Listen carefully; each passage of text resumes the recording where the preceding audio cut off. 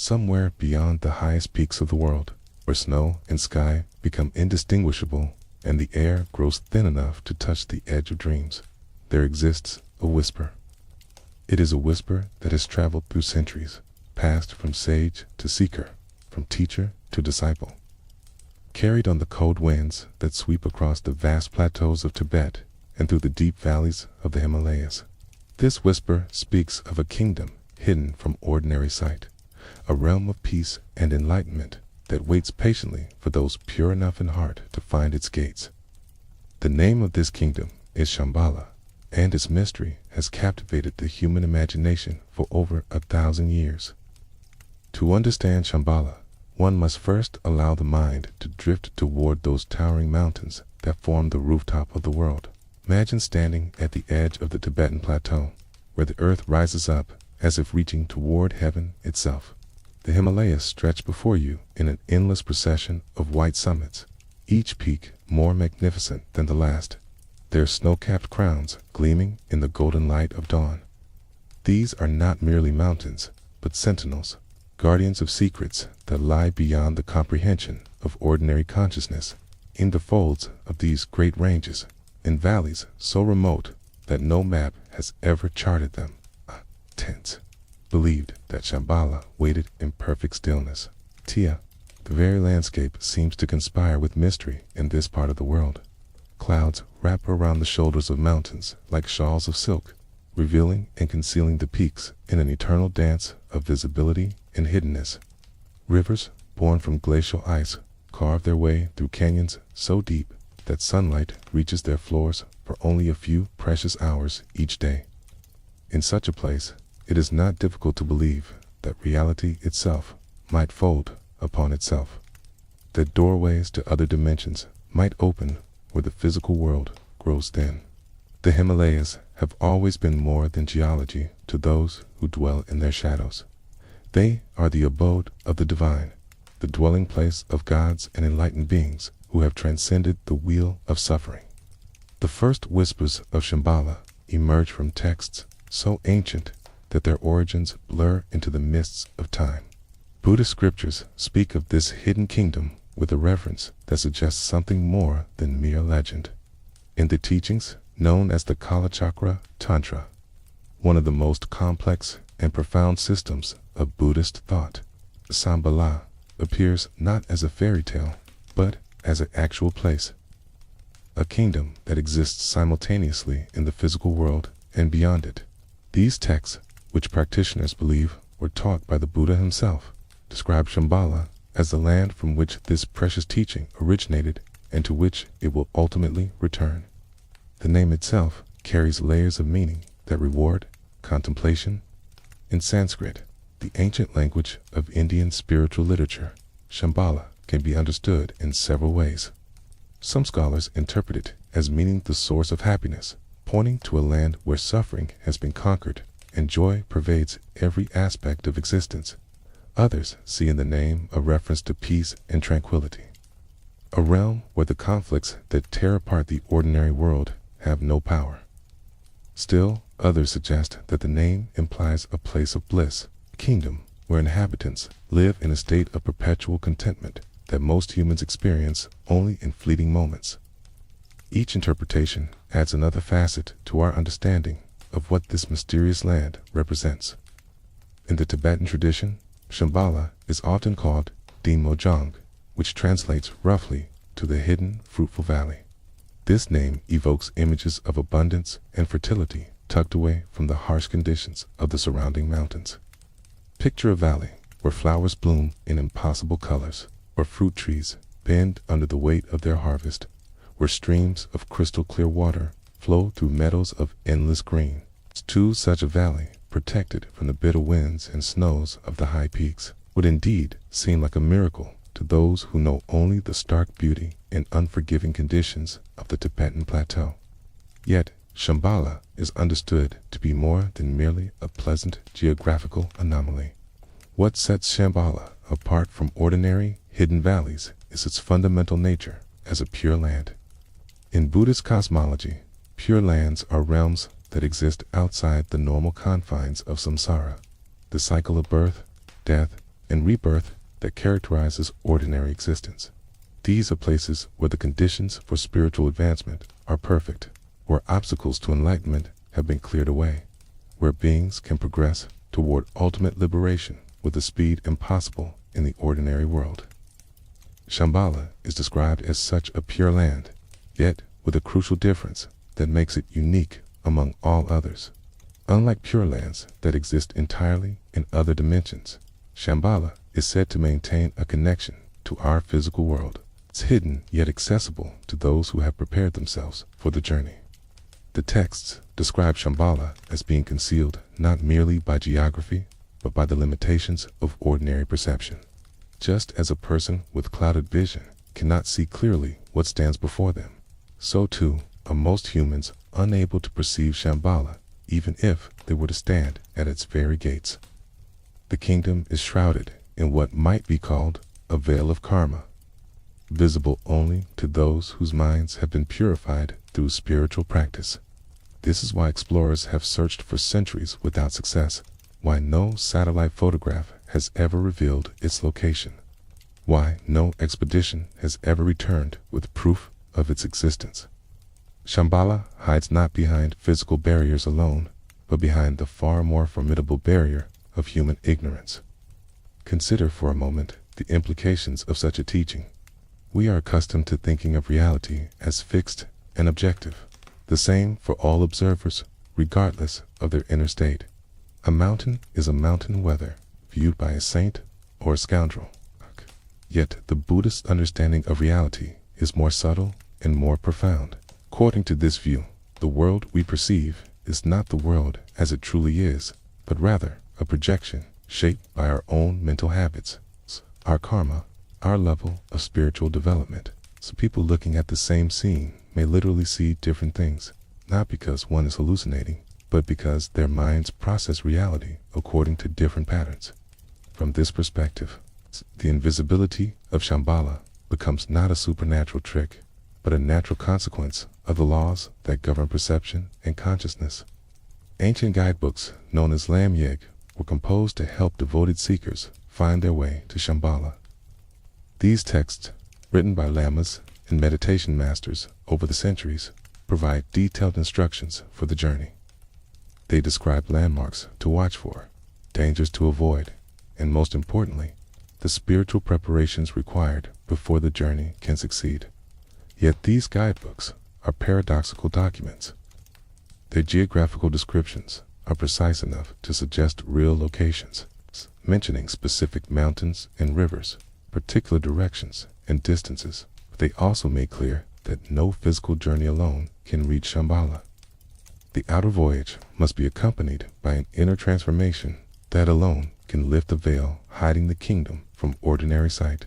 The journey to Shambhala, as described in these texts, is arduous beyond imagination. The seeker must cross vast deserts where sand stretches to every horizon. They must climb mountains so high that each breath becomes a struggle against the thin air. They must traverse jungles filled with dangerous creatures in regions of perpetual ice, where cold penetrates to the bone. At each stage, obstacles arise to test the seeker's resolve and purity. Demons appear to frighten the faint-hearted away. Illusions mislead those whose minds are not stable in meditation. Only those whose commitment is unshakable, whose virtue is spotless, whose wisdom has penetrated the nature of reality itself, can hope to complete the journey. Yet the texts also offer encouragement. They speak of signs that appear to guide sincere seekers, helpful beings who manifest at crucial moments, of an almost magnetic pull that draws the worthy traveler toward the hidden kingdom. As the journey progresses and the seeker's spiritual development deepens, what was invisible begins to become visible. The landscape itself seems to transform, revealing aspects that were always present but imperceptible to ordinary awareness. Mountains that appeared impassable reveal hidden passes. Rivers that seemed to block the way show themselves to be fordable. What the deluded mind perceived as obstacles, the purified mind recognizes as gateways. This interplay between outer geography and inner development is central to the mystery of Shambhala.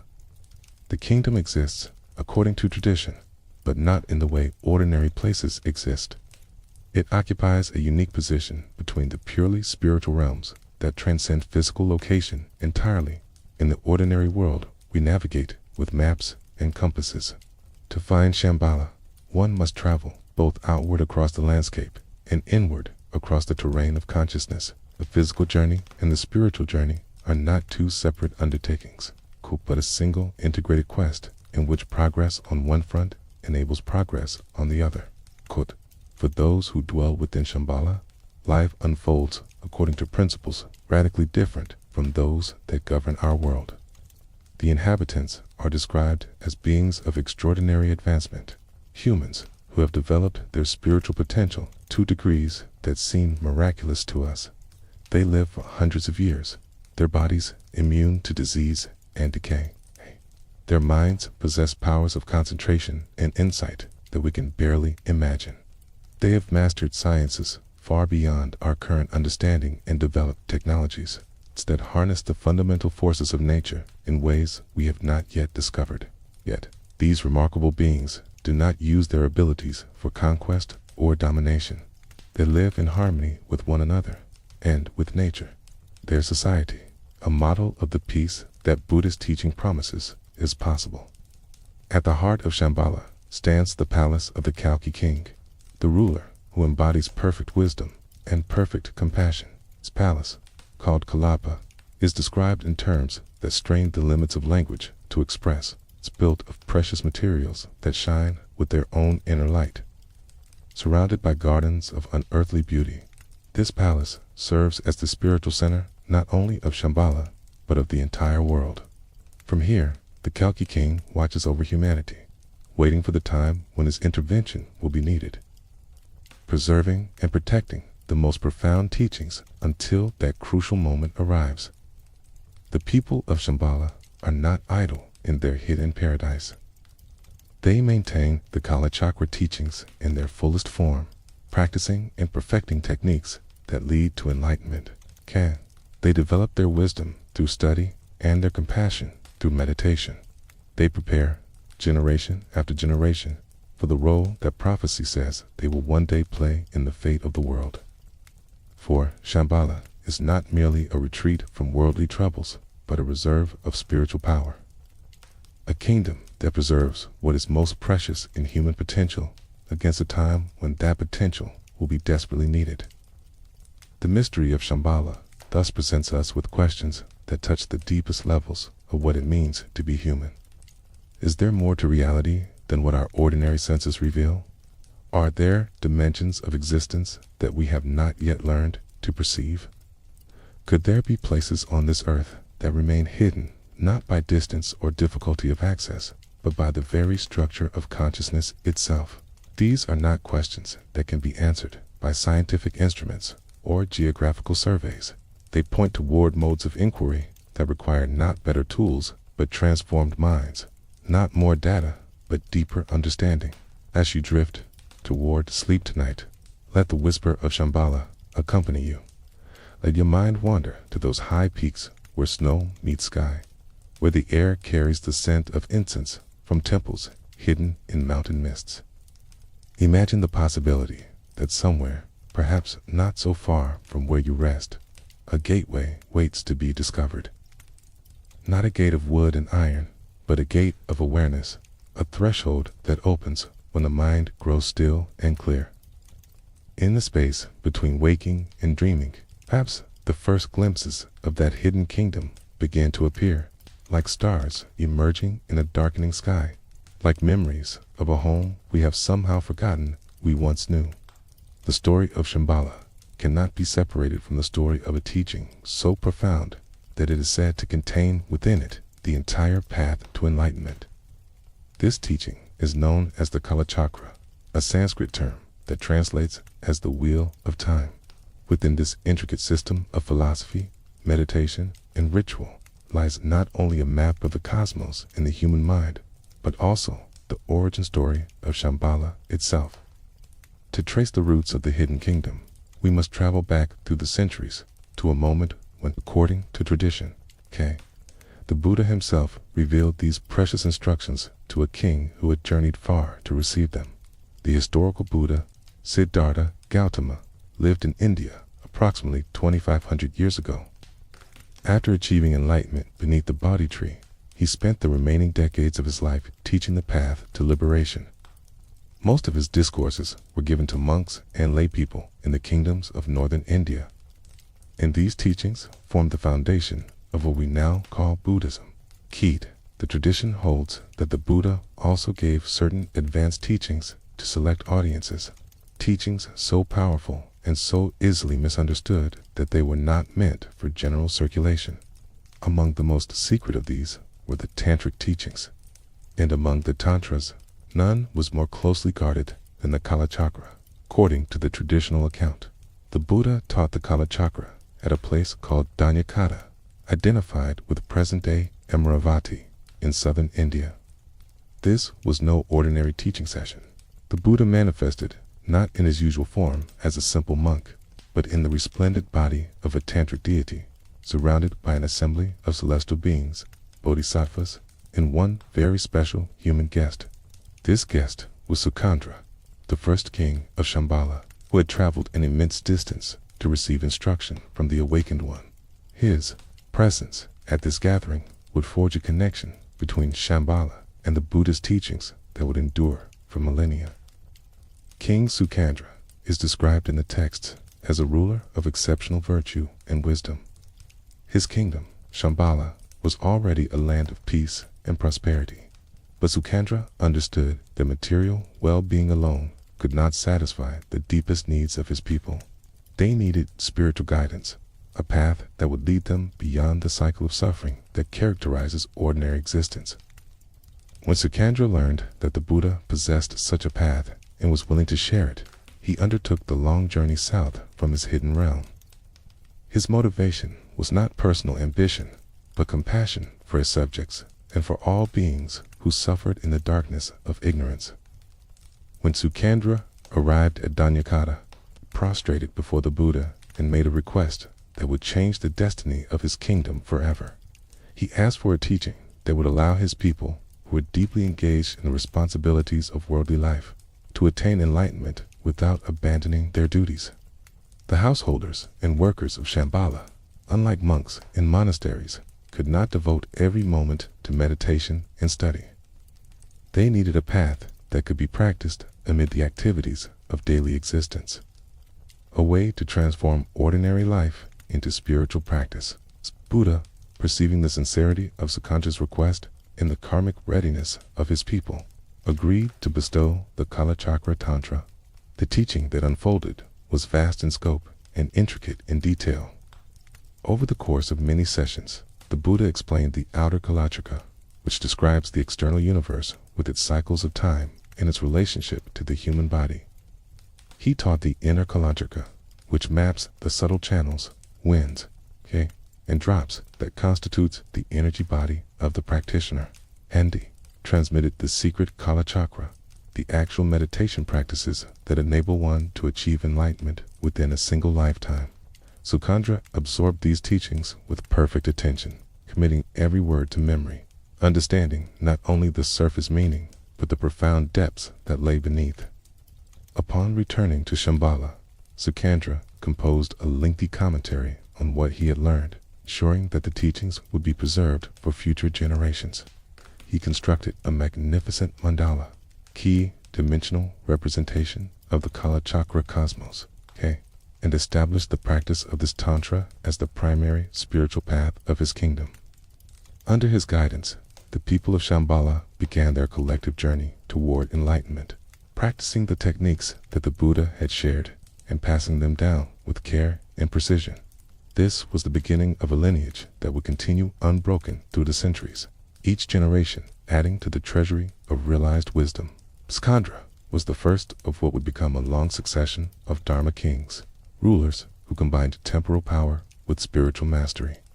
After Suchandra came 6 more kings who continued his work, each contributing to the development and elaboration of the Kalachakra teachings.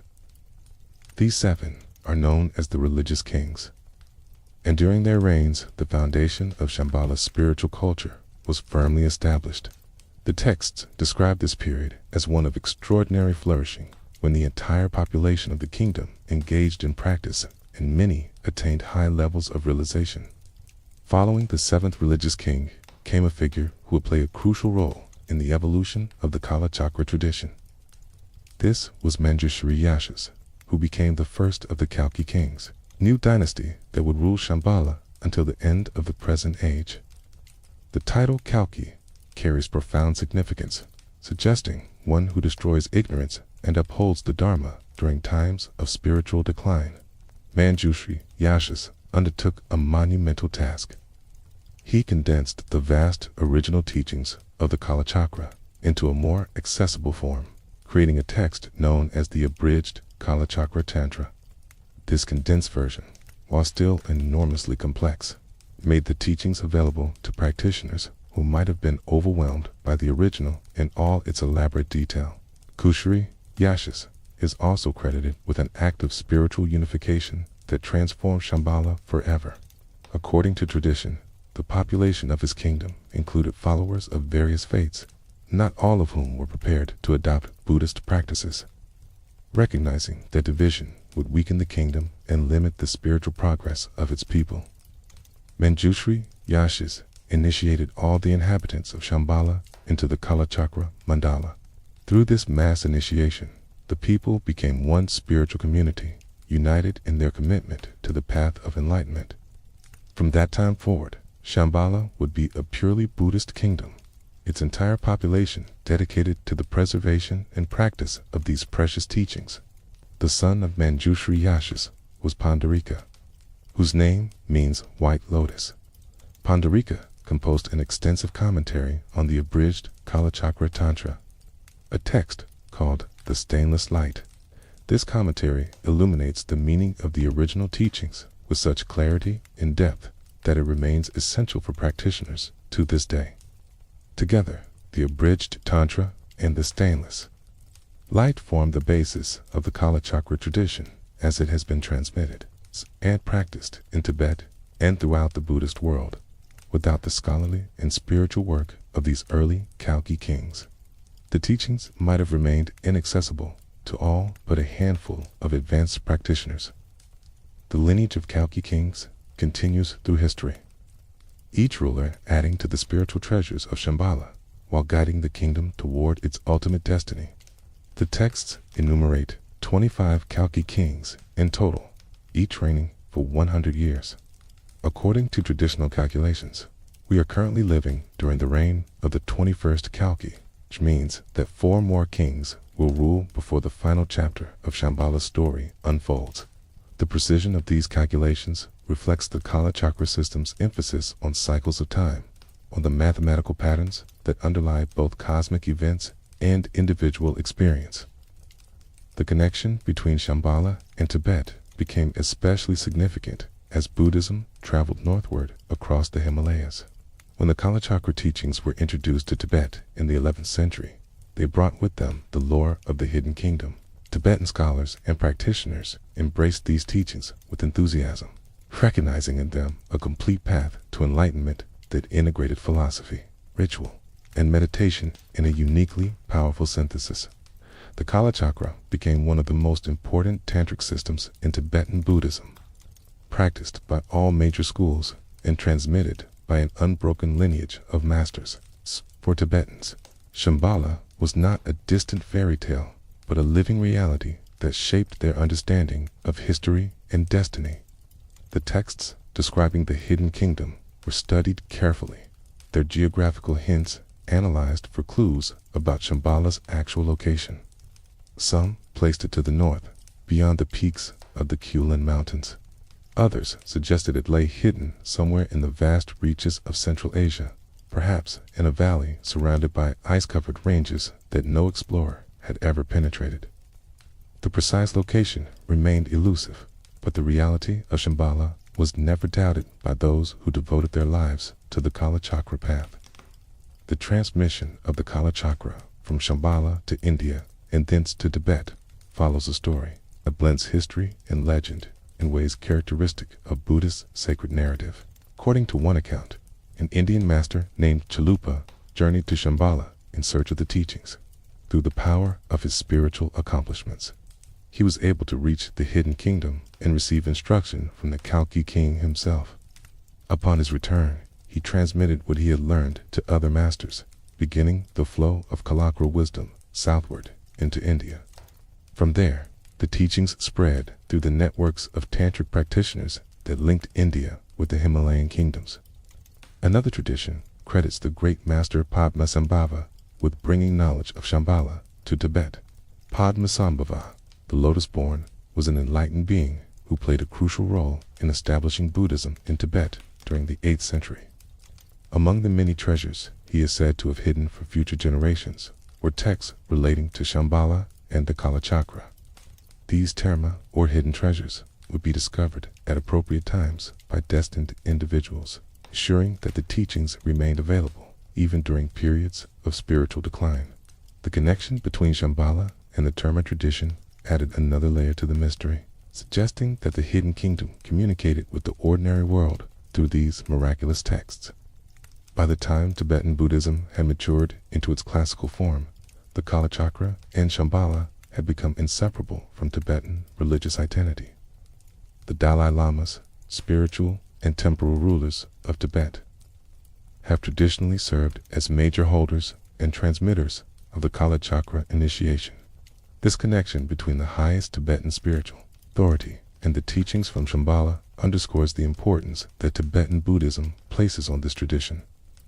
To receive the Kalachakra initiation is considered one of the most significant events in a practitioner's spiritual life. A moment when seeds are planted that will inevitably ripen into enlightenment. The sacred texts describing Shambhala and the Kalachakra present a vision of Buddhism as a complete civilization, not merely a personal spiritual practice, but a template for enlightened society. In Shambhala, the Dharma is not practiced by isolated individuals, but by an entire kingdom working together toward collective awakening. The ruler is not a politician seeking power, but a bodhisattva whose every action is motivated by compassion for all beings. The subjects are not passive followers, but active participants in a grand spiritual project that spans generations. This vision of what society could become when organized around spiritual principles has inspired countless practitioners to dedicate their lives to the Kalachakra path. As your eyes grow heavy and your thoughts begin to soften into the gentleness of approaching sleep, consider the remarkable journey these teachings have made. From the lips of the Buddha at Danyakata to the scribes of King Suchandra in hidden Shambhala, from the commentaries of the Kalki kings to the monasteries of Tibet, the Kalachakra has traveled across space and time to reach the present moment. Somewhere, if the texts speak truly, that hidden kingdom still preserves the fullness of this wisdom, waiting for the day when it will once again emerge to benefit the world. In the meantime, the teachings that have reached us offer a glimpse of what those ancient masters understood, a taste of the profound knowledge that Shambhala holds in trust for all of humanity. The texts that describe Shambhala do not speak in vague abstractions when it comes to the physical form of the kingdom. They offer detailed accounts of its layout, its architecture, its natural features, painting a picture so vivid that one might almost believe a traveler had returned with eyewitness testimony. Yet the geography of Shambhala defies the ordinary rules of cartography. Existing in a space where the symbolic and the literal intertwine, where the landscape itself becomes a teaching about the nature of reality. To explore this geography is to journey through a realm where every mountain and river carries meaning beyond its physical form. Imagine, if you will, a kingdom shaped like a lotus flower with 8 petals. This is how the ancient texts describe Shambhala, its form reflecting one of the most sacred symbols in all of Buddhist iconography. The lotus grows in muddy water, yet rises above the surface to bloom in pristine beauty, untouched by the mire from which it emerged. So too does Shambhala exist within the world, yet remain unstained by the confusion and suffering that characterize ordinary existence. The 8 petals of this lotus kingdom correspond to 8 regions, each governed by its own local ruler, who pays allegiance to the Kalki king at the center. At the heart of the lotus, where the stem meets the flower, stands the capital city of Kalapa. This is not merely the political center of Shambhala, but its spiritual axis, the point from which all blessing radiates outward to the 8 regions and beyond. The city of Kalapa is described as being of such beauty that human language struggles to capture its magnificence. Streets paved with precious stones reflect the light of the sun and moon. Buildings constructed from crystal and gold house inhabitants, whose faces glow with the radiance of inner realization. Parks and gardens filled with flowers that never wilt provide spaces for contemplation and rest. Rising above the city, at the very center of Shambhala, stands a structure that serves as the focal point of the entire kingdom. This is the palace of the Kalki king, a building so vast and so magnificent that it dwarfs all other constructions in the realm. The texts describe it as being built on a ground plan 9 leagues square, a measurement that suggests enormous dimensions far beyond any palace in the ordinary world. Its walls are made of precious materials, its roofs adorned with ornaments that catch and multiply the light. Within its countless chambers are stored treasures of wisdom and art accumulated over countless generations. The palace is not merely a residence, but a mandala made manifest, a 3-dimensional representation of the Kalachakra cosmos rendered in physical form. To walk through its corridors and courtyards is to journey through the structure of reality itself, each section corresponding to different aspects of the universe and the human mind. Here, the outer, inner, and secret teachings of the Kalachakra find their architectural expression, so that the very environment in which the Kalki king dwells reinforces and embodies the wisdom he protects. Living in such a palace would be living inside a teaching, every glance a reminder of profound truths. Surrounding the palace is a vast park that the texts describe in terms suggesting paradise itself. Groves of sandalwood and other precious trees fill the air with fragrance. Lakes of pure water, their surfaces adorned with lotus blossoms of every color, to provide cooling refreshment during the warmest days. Peacocks and other beautiful birds move through the gardens, their calls adding music to the perfumed air. Here, the Kalki king and his court can retreat from the responsibilities of governance to enjoy the natural beauty that Shambhala provides in such abundance. Beyond the capital city, the 8 petal-shaped regions of Shambhala each possess their own distinct character while remaining unified in their devotion to the Dharma. Each region contains 12 principalities, making 96 administrative divisions in total. These principalities are home to hundreds of millions of inhabitants, a population so vast that it rivals the great nations of the outer world. Yet, despite these enormous numbers, there is no poverty in Shambhala, no crime, no conflict between neighbors. The social order reflects the spiritual advancement of the population, each person naturally fulfilling their role in ways that contribute to the harmony of the whole. The landscape of Shambhala extends far beyond its inhabited regions. The kingdom is said to be encircled by a ring of snow-capped mountains that form an impenetrable barrier against the outside world. These are not ordinary peaks, but mountains of crystal and ice that rise to impossible heights. Their faces sheer and unclimbable, their passes blocked by perpetual storms. Anyone attempting to enter Shambhala without proper spiritual preparation would find these mountains an absolute obstacle. Their physical impassibility, a reflection of the karmic barriers that prevent the unready from perceiving the hidden kingdom. Within this outer ring of mountains lie additional ranges that divide the kingdom into its various regions. The texts speak of mountains made of precious stones, or ranges where gold and silver veins run through the rock like threads through fabric. There are mountains covered entirely in medicinal herbs, their slopes a pharmacy of natural remedies for every ailment. There are peaks that glow with their own inner light, illuminating the valleys below, even when clouds obscure the sun. Each mountain range serves both practical and symbolic functions, dividing the territory while also representing different aspects of the path to enlightenment. The relationship between Shambhala and Mount Meru, the cosmic mountain at the center of Buddhist cosmology, adds another dimension to its sacred geography.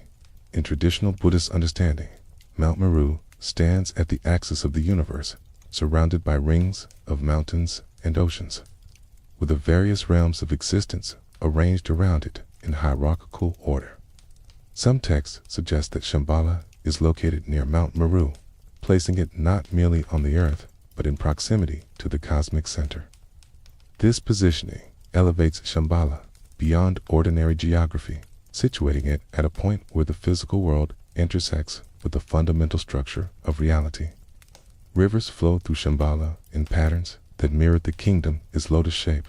From the central region where Kalapa stands, waters radiate outward through each of the 8 petals, nourishing the land and providing transportation routes for the inhabitants.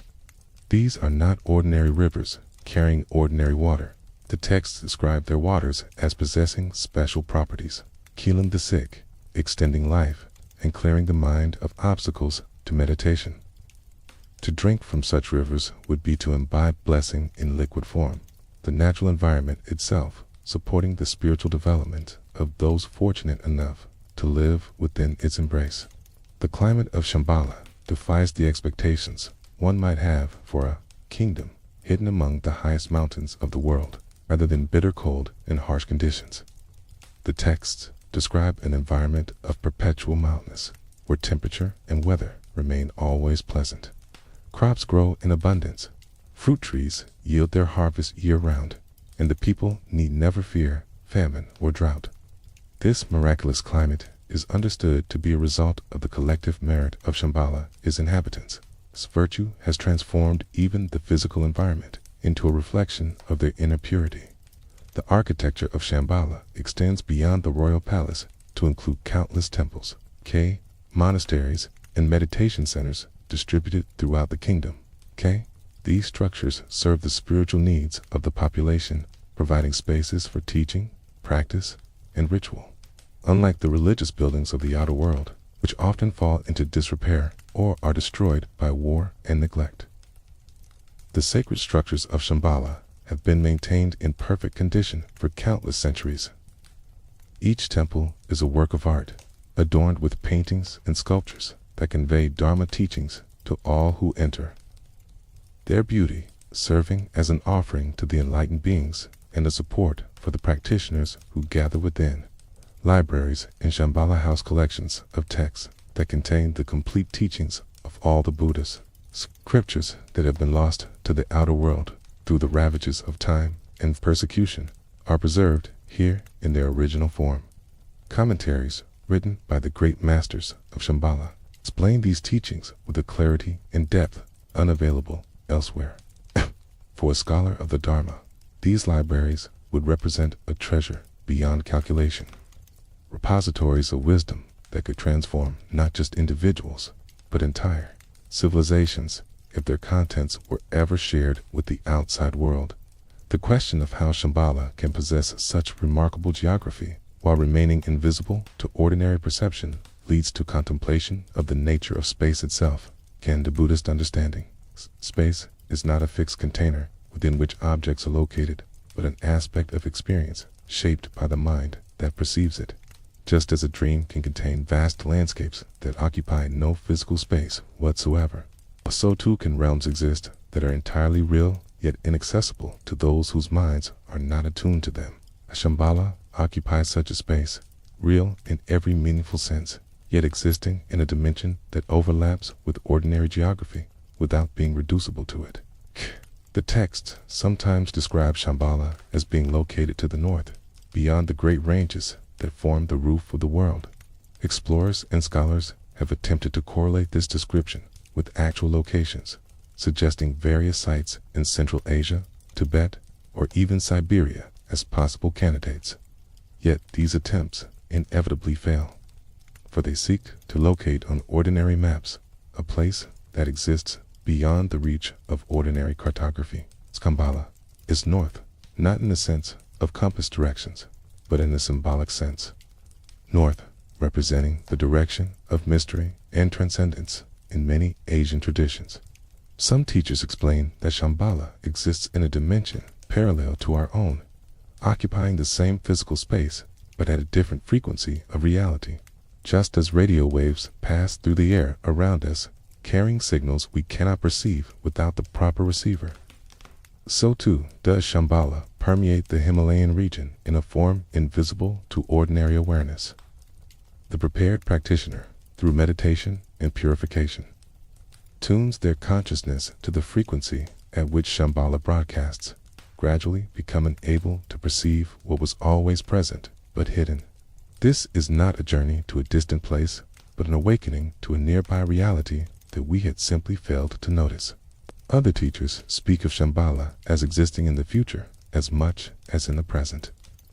A kingdom that represents what our world could become if humanity followed the path of wisdom and compassion to its ultimate conclusion. In this interpretation, the geography of Shambhala is a blueprint for enlightened civilization, showing us the environmental harmony and architectural beauty that naturally arise when a society organizes itself around spiritual rather than materialistic principles. The detailed descriptions serve not merely as accounts of a distant paradise, but as inspiration for what we might create in our own world. The gardens of Shambhala deserve special mention, for they represent the perfection of the relationship between humanity and nature. Unlike the gardens of the outer world, which require constant labor to maintain against the forces of decay and disorder, the gardens of Shambhala flourish effortlessly. It's their beauty and natural expression of the environment rather than a human imposition upon it. Its flowers arrange themselves in pleasing patterns without the need for a gardener's hand. Trees shape their growth to provide shade where it is most needed and fruit where it can be most easily gathered. This is nature in harmony with human needs, a harmony made possible by the spiritual accomplishment of those who dwell within it. As sleep begins to wrap itself around you like a soft blanket of snow, let your imagination rest in these images of the hidden kingdom. Picture the lotus-shaped land spreading beneath an eternally blue sky. See the crystal mountains catching the light of dawn, their facets sparkling like countless diamonds. Imagine the palace of Kalapa rising at the center, its golden roofs visible from every region of the kingdom. Let the rivers of blessed water carry your thoughts gently toward the peace that Shambhala represents. A peace that perhaps exists not only in a hidden valley, but in the depths of your own consciousness, waiting to be discovered when the conditions are right and the mind grows still enough to perceive it. To grasp the true nature of Shambhala, one must venture beyond the physical descriptions and enter the realm of Buddhist cosmology, where the universe reveals itself as far vaster and more mysterious than ordinary perception suggests. The hidden kingdom is not simply a geographical location awaiting discovery by the right expedition. It is a pure land, a concept central to Buddhist understanding of reality, and to comprehend what this means is to begin perceiving the world in an entirely different way. Pure lands exist at the intersection of mind and matter, places where the accumulated virtue of countless beings has crystallized into environments of extraordinary blessing. In the Buddhist view, the universe contains countless realms of existence, only a small fraction of which are perceptible to ordinary human awareness. There are realms of suffering, where beings experience the results of harmful actions. And there are realms of pleasure, where the fruits of virtue ripen into happiness. There are subtle dimensions inhabited by beings whose bodies are made of light rather than flesh. And there are formless realms where consciousness exists without any physical substrate whatsoever. Among all these countless worlds, pure lands hold a special place as environments specifically designed to support the path to enlightenment. A pure land comes into being through the vows and accumulated merit of an enlightened being, usually a Buddha or high bodhisattva, through countless lifetimes of virtuous action. Such beings generate spiritual power of almost inconceivable magnitude. This power, directed by their compassionate intention, to benefit others. Manifests as an environment where all conditions favor awakening. In a pure land, the obstacles that make spiritual progress so difficult in ordinary realms simply do not exist. Distractions are absent, negative influences have no power, and the very air seems to vibrate with blessing. To be born in such a realm is to have one's journey to enlightenment dramatically accelerated. Shambhala shares many characteristics with other pure lands described in Buddhist literature. Like the Western paradise of Amitabha Buddha, it offers an environment where suffering is unknown and joy pervades every experience. Like the Eastern realm of Akshobhya, it provides conditions where wisdom can develop without impediment. Yet, Shambhala possesses a unique quality that sets it apart from these other celestial domains. While most pure lands exist entirely beyond the physical world, accessible only after death or through deep states of meditation, Shambhala maintains a connection to our earthly realm. It is hidden within our world, separated from us not by cosmic distances, but by the limitations of our own perception. This distinctive nature of Shambhala relates to its special purpose in the unfolding of history. The kingdom was not established merely as a refuge for spiritually advanced beings seeking escape from worldly troubles. It was created as a repository of sacred knowledge, a treasury where the most precious teachings would be preserved against a time of great need. When the outer world descends into darkness, when the Dharma has nearly vanished from human civilization, Shambhala will emerge to restore what has been lost. This future role requires that the kingdom remain connected to our world even while hidden from it, ready to intervene when the prophesied moment arrives. The concept of hidden treasures, known in Tibetan as terma, illuminates another dimension of Shambhala's spiritual significance. According to this tradition, enlightened masters have concealed teachings throughout Tibet in the Himalayan regions, hiding them in rocks, lakes, temples, and even in the minds of future practitioners. These treasures remain invisible until the moment when they are needed, at which point a destined revealer discovers them and brings them forth for the benefit of beings. Shambhala functions as the ultimate terma, an entire kingdom concealed until the time of its revelation, preserving not just texts but a complete enlightened civilization. The terma tradition suggests that reality is layered in ways we do not ordinarily perceive. What appears to be a simple rock may contain within it a scripture of profound wisdom, waiting for the right person to extract it. What seems to be empty sky may have doorways to other dimensions, the physical world, and this understanding is like a book written in a language we have not yet learned to read. Its deeper meanings invisible until our minds develop the capacity to perceive them. Shambhala represents this hiddenness on a grand scale, an entire realm encoded into the fabric of the Himalayas, waiting those whose spiritual development enables them to decode its presence. The key that unlocks hidden realms, according to Buddhist teaching, is the purification of mind and the accumulation of merit. Merit is a concept sometimes misunderstood in the West, where it can sound like a spiritual bank account in which one deposits good deeds. The Buddhist understanding is subtler and more profound. Merit is the positive momentum generated by virtuous actions, words, and thoughts. It transforms the very structure of experience, gradually shifting what is possible for us to perceive and accomplish. A mind rich in merit naturally encounters favorable circumstances, while a mind poor in merit struggles against obstacles at every turn. The accumulation of merit sufficient to perceive Shambhala requires lifetimes of dedicated practice. Acts of generosity, discipline in conduct, patience in the face of difficulty, enthusiastic effort toward virtue, meditative concentration, and the cultivation of wisdom all contribute to this accumulation. Each virtuous action, no matter how small, adds to the store of positive energy that reshapes one's relationship with reality.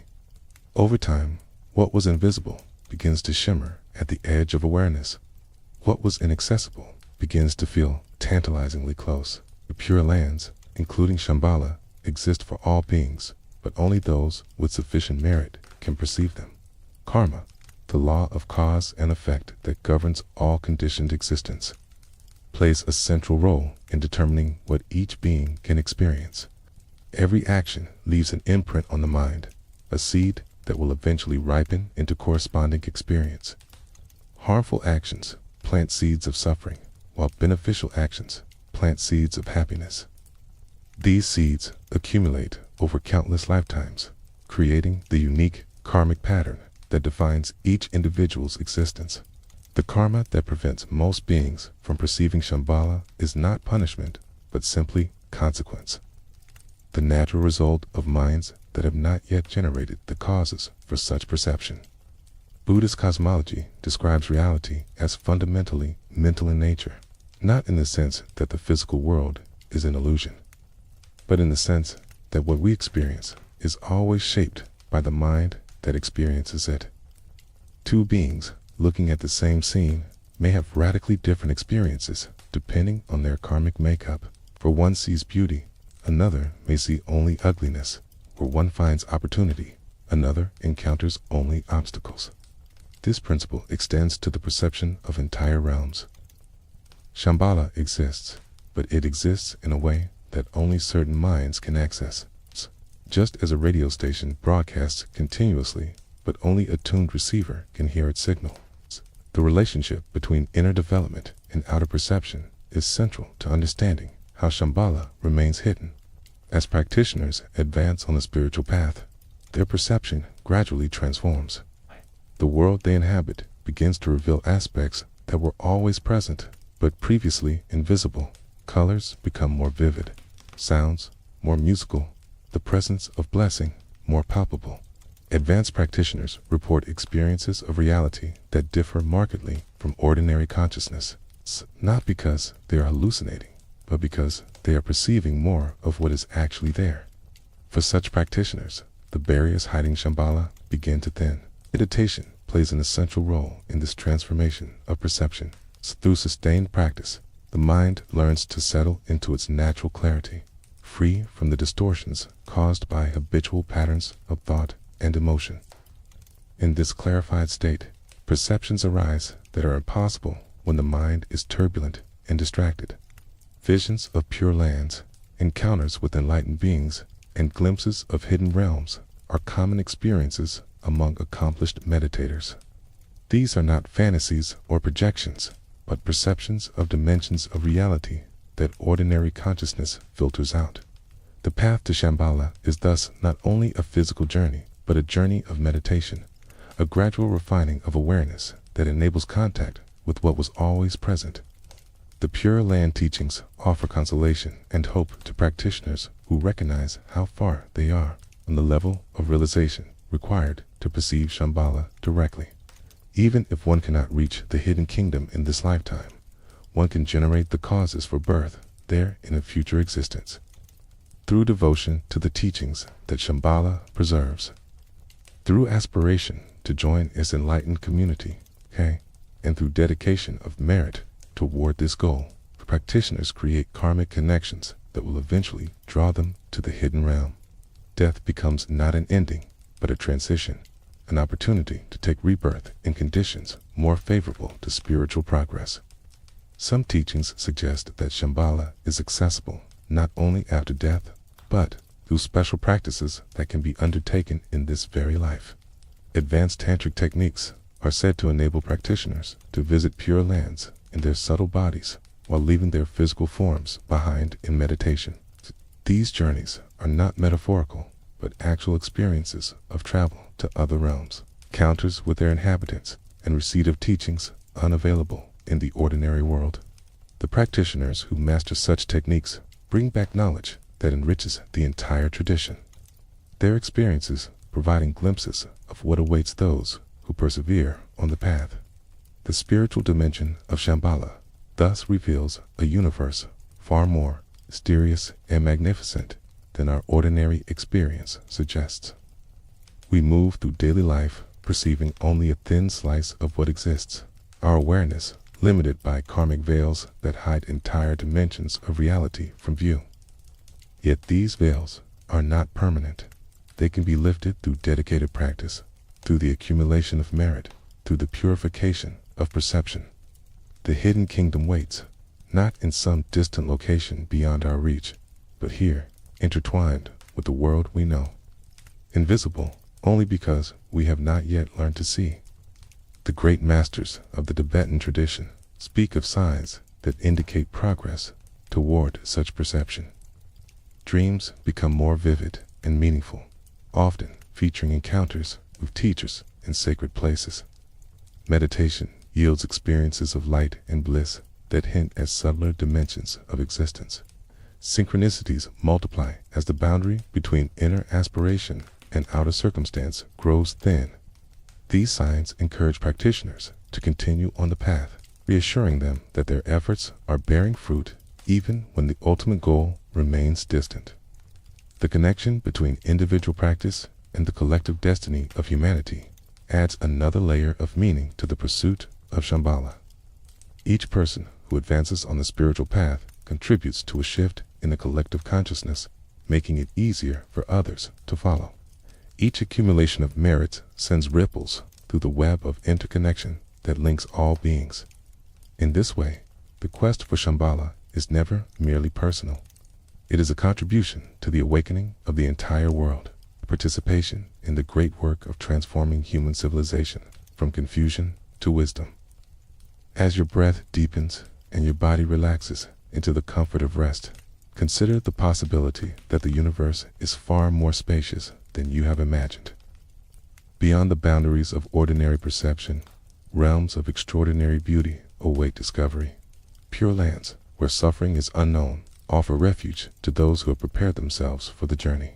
Shambhala, the hidden kingdom of the Kalachakra, exists in such a space, neither fully here nor fully elsewhere.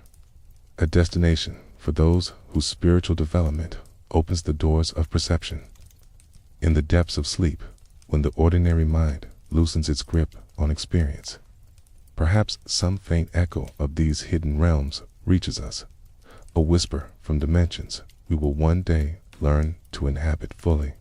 Throughout the centuries, the legend of Shambhala has drawn seekers from across the world, each hoping to penetrate the veil that conceals the hidden kingdom from ordinary sight. Some were mystics who believed their spiritual attainment had prepared them for the journey. Others were explorers, driven by curiosity and the lure of the unknown.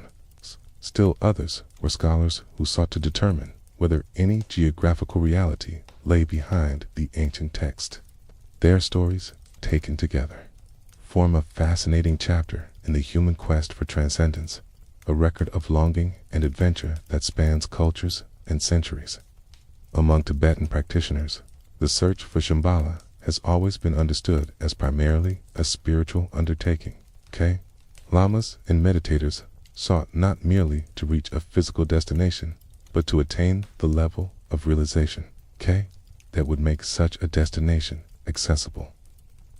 Many accounts exist of great masters who claim to have visited Shambhala, returning with teachings and blessings that enrich the tradition. These accounts are treated with reverence in Tibetan literature, regarded not as fanciful tales, but as records of accomplishments that dedicated practitioners might aspire to replicate. One of the most celebrated Tibetan accounts concerns the journey of the translator Tsongkhapa, whose 14th century reformation of Tibetan Buddhism led to the establishment of the Gelug school. While there is no historical record of Tsongkhapa physically traveling to Shambhala, tradition holds that he received teachings directly from the Kalki king through visionary experience. These transmissions, it is said, formed his understanding of the Kalachakra and influenced the entire system of practice he established. The connection between this great master and the hidden kingdom elevated Shambhala's significance within Tibetan religious culture. The genre of guidebooks to Shambhala, known as Lamyik, produced numerous texts over the centuries, each offering detailed instructions for the journey. The third Panchen Lama, Lobsang Palden Yesh, composed one of the most famous of these guides in the 18th century.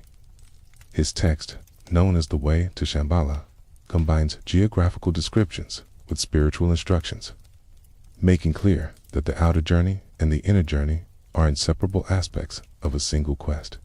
Pilgrims who studied this text understood that preparing their minds was as essential as preparing their provisions. The Panchen Lama's guidebook describes a route northward from Tibet, crossing vast territories and overcoming numerous obstacles before reaching the ring of snow mountains that encircles Shambhala. Along the way, the traveler encounters tests designed to assess spiritual readiness.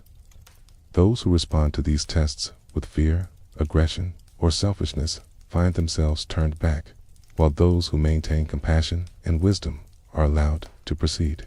The guidebook thus functions simultaneously as a travel narrative and a teaching on the qualities required for spiritual advancement. Other Tibetan masters contributed their own accounts of Shambhala over the centuries.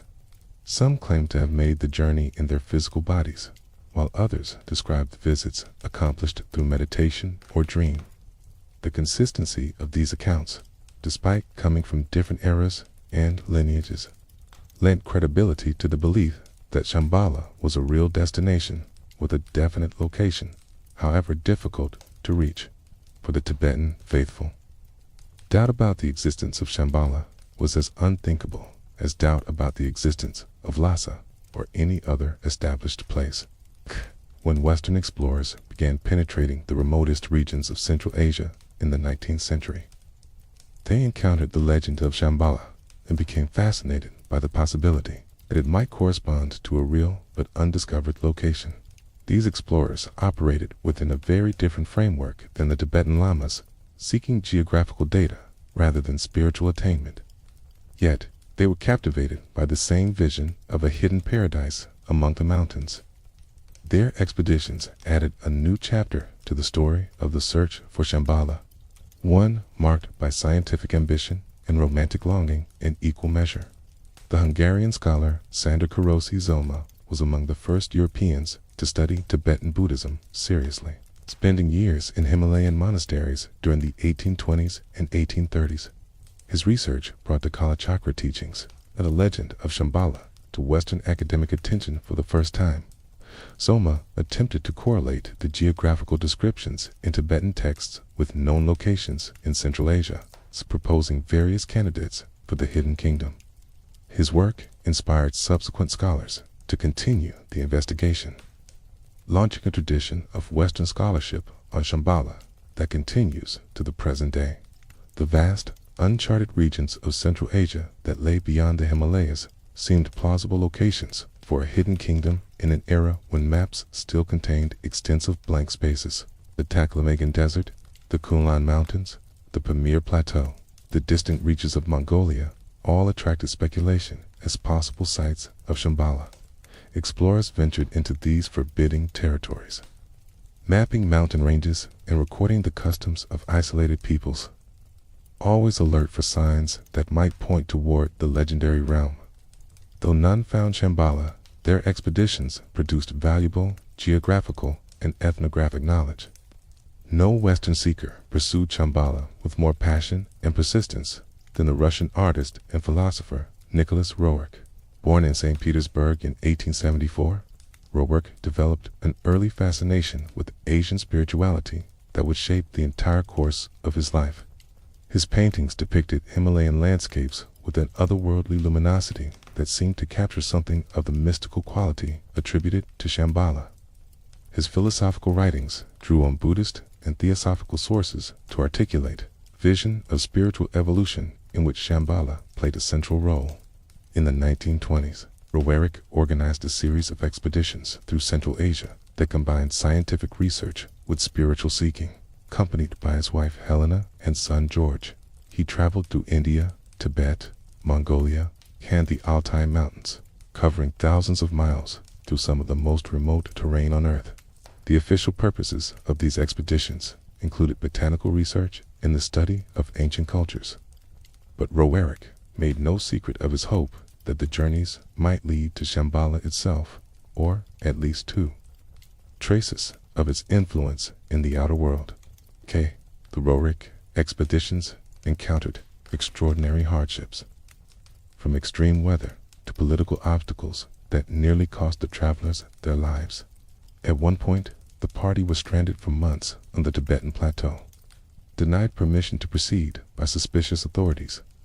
Yet, Rowark persisted, driven by a conviction that the hidden masters of Shambhala guided his mission and that his work served purposes beyond his personal understanding. His diaries from this period blend practical observations with mystical reflections, creating a unique document of spiritual seeking in the modern age.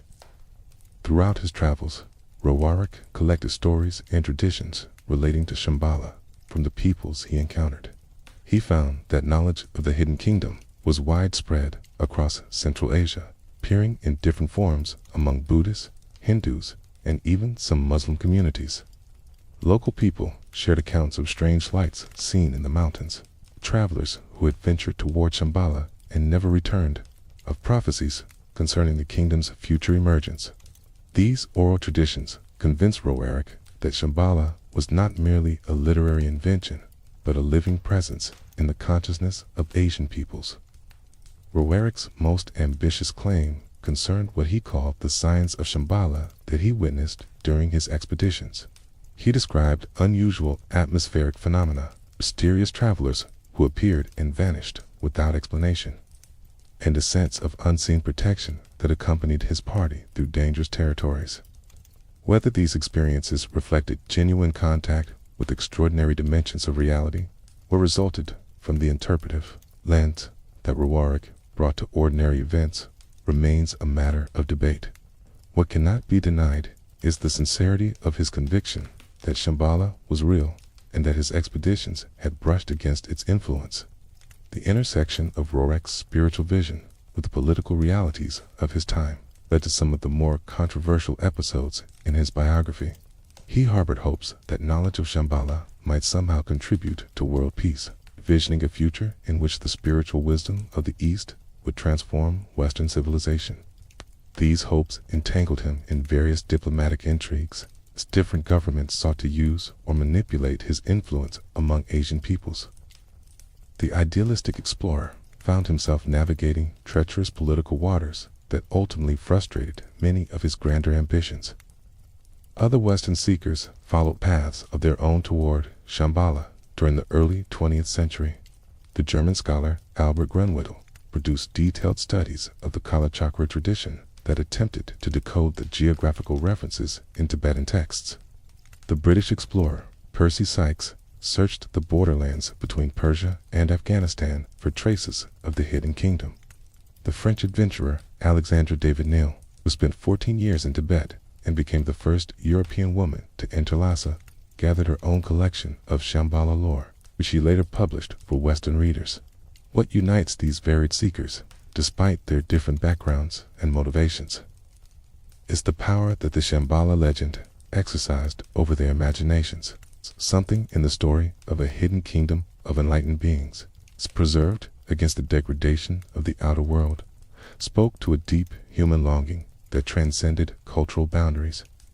Whether they approached Shambhala as literal geography, as spiritual metaphor, or as some combination of both, these seekers dedicated significant portions of their lives to the quest. Their efforts, though not yielding the ultimate prize they sought, enriched human understanding of both Asian traditions and the enduring power of mythic imagination. The failure to locate Shambhala through physical exploration has not diminished interest in the hidden kingdom.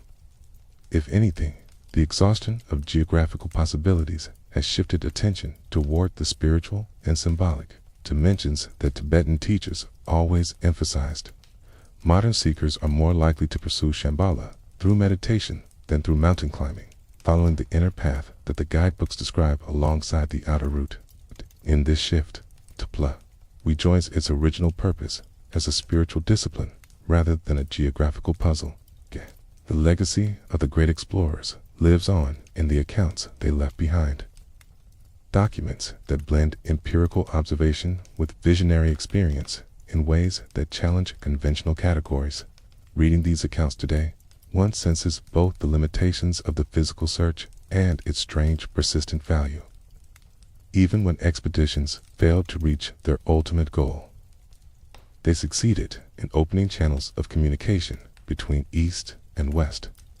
bringing knowledge of Tibetan Buddhism to audiences who might otherwise never have encountered it. The search for Shambhala, whatever its concrete results, served as a vehicle for cultural transmission of immense significance. The Tibetan perspective on these Western seekers has been complex.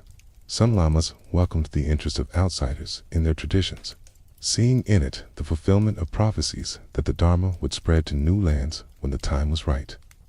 Others remained skeptical of approaches that emphasized physical exploration over spiritual preparation, concerned that seekers who lacked proper grounding might misunderstand or trivialize the teachings. This tension between openness and protection continues to shape how Tibetan teachers share knowledge of Shambhala with the wider world. As you settle deeper into relaxation and the day's concerns recede like distant mountains behind clouds, consider the generations of seekers who have turned their hearts toward the hidden kingdom.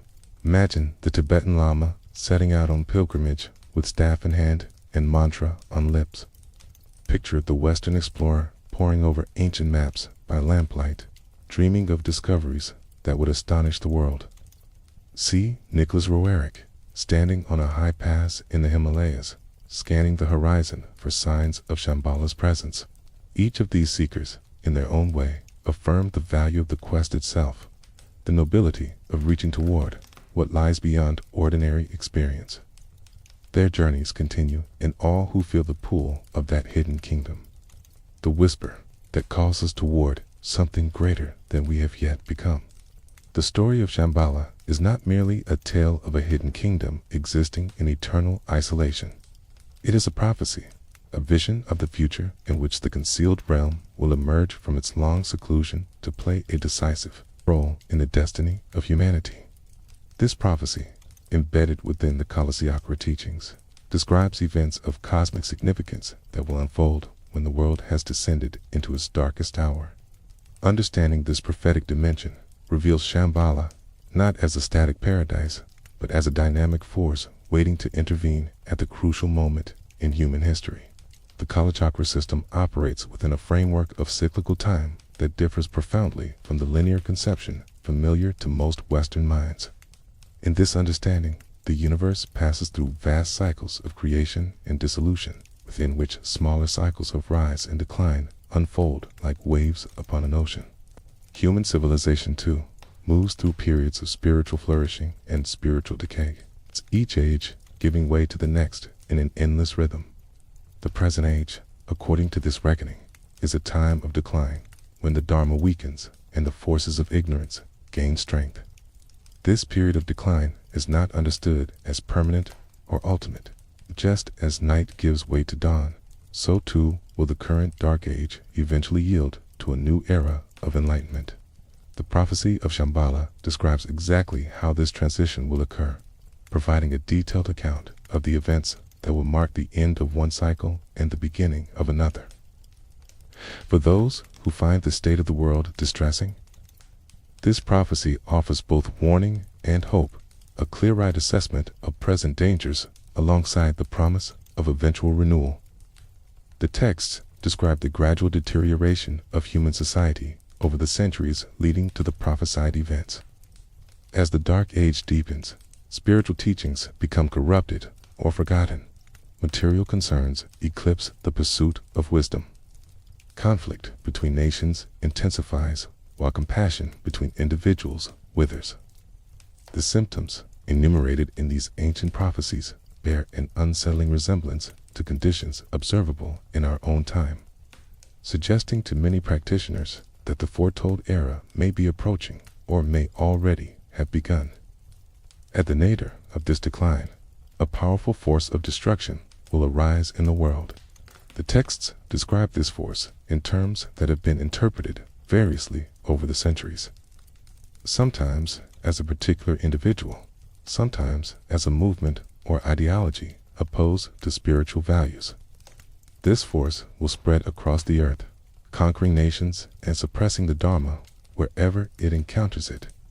The remaining holders of wisdom will be driven into hiding, and humanity will seem on the verge of losing forever the precious teachings that lead to liberation.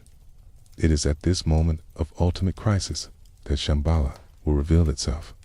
The kingdom that has remained hidden for so many centuries will emerge from its concealment, led by the final Kalki king, whose name is given as Rudra-shaped, Ki, meaning the wrathful one with the wheel.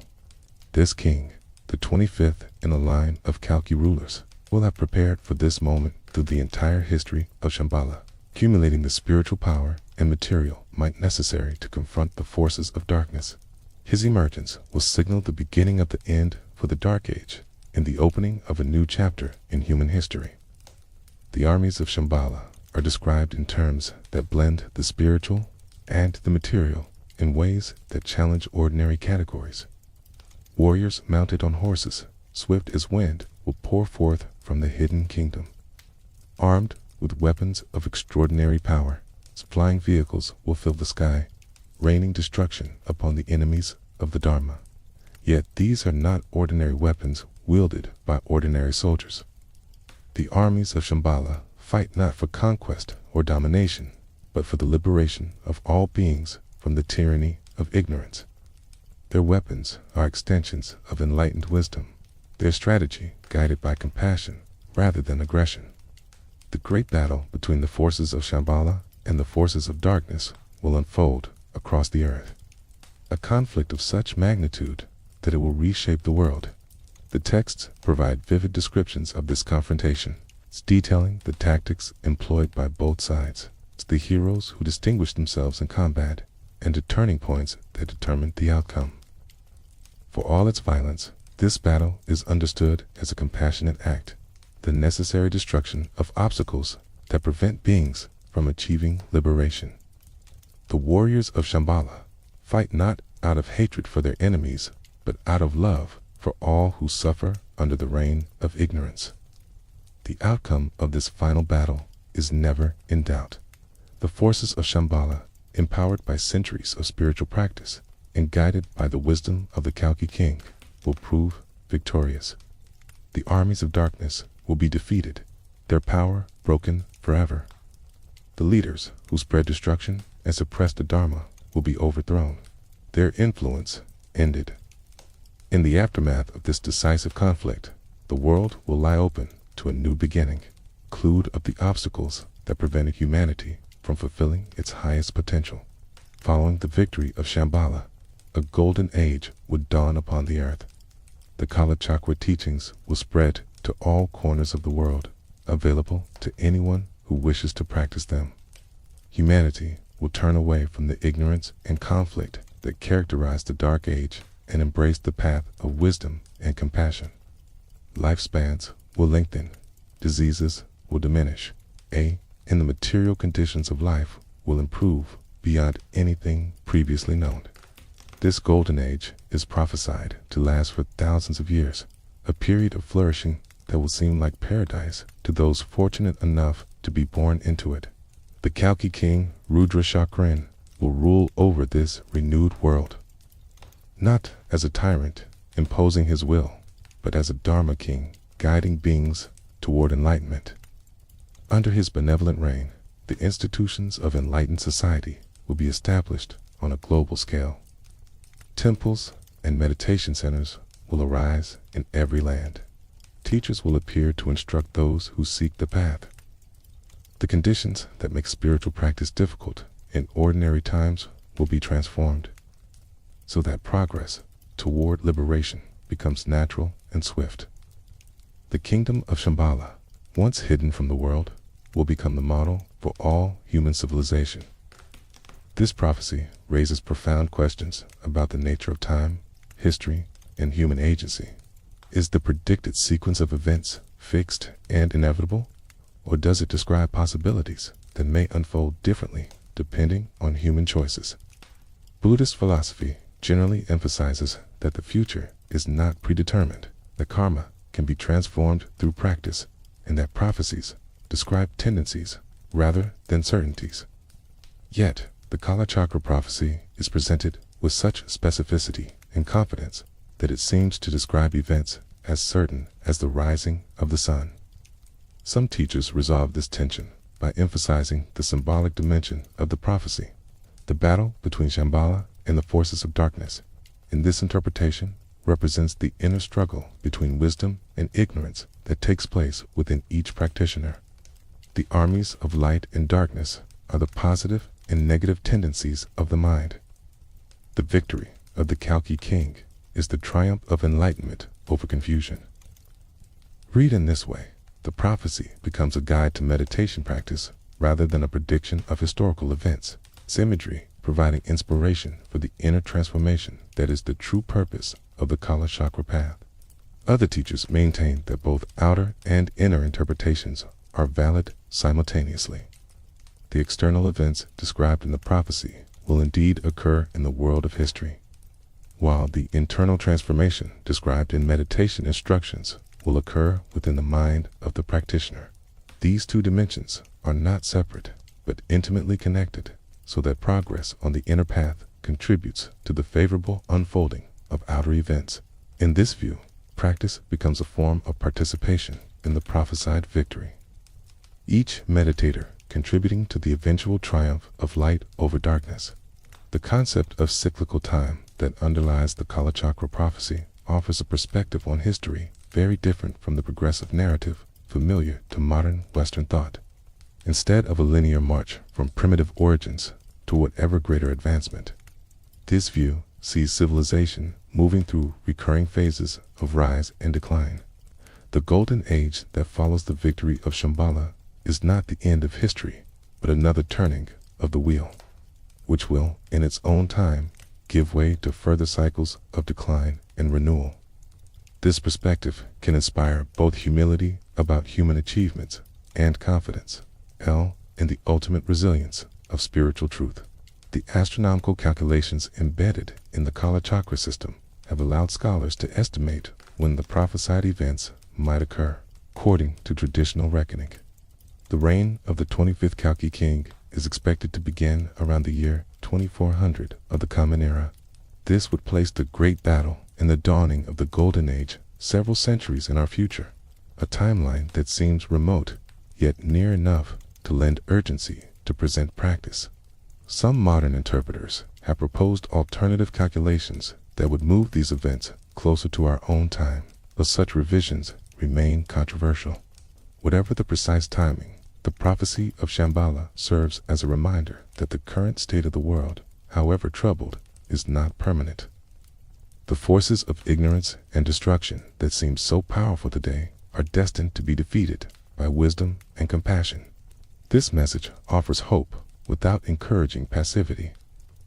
For the prophecy also makes clear that the victory depends on the preservation and practice of the Dharma through the dark times. Each practitioner who maintains the teachings contributes to their survival until this moment when Shambhala emerges to restore them to the world. The Kalki kings who rule Shambhala through the centuries of its concealment are not idle while they wait for the prophesied moment. Each generation continues the work of spiritual cultivation, deepening the collective realization of the kingdom and refining the teachings that will one day be shared with all humanity.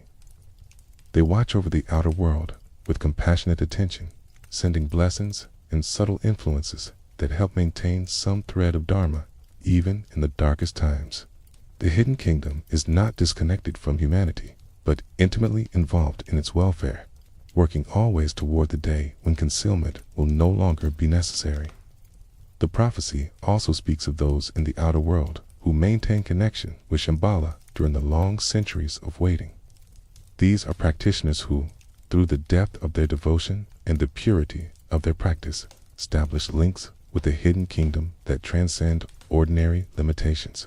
They receive inspiration, guidance, and blessing from the Kalki king and his court, carrying these gifts back into the world to benefit all beings they encounter.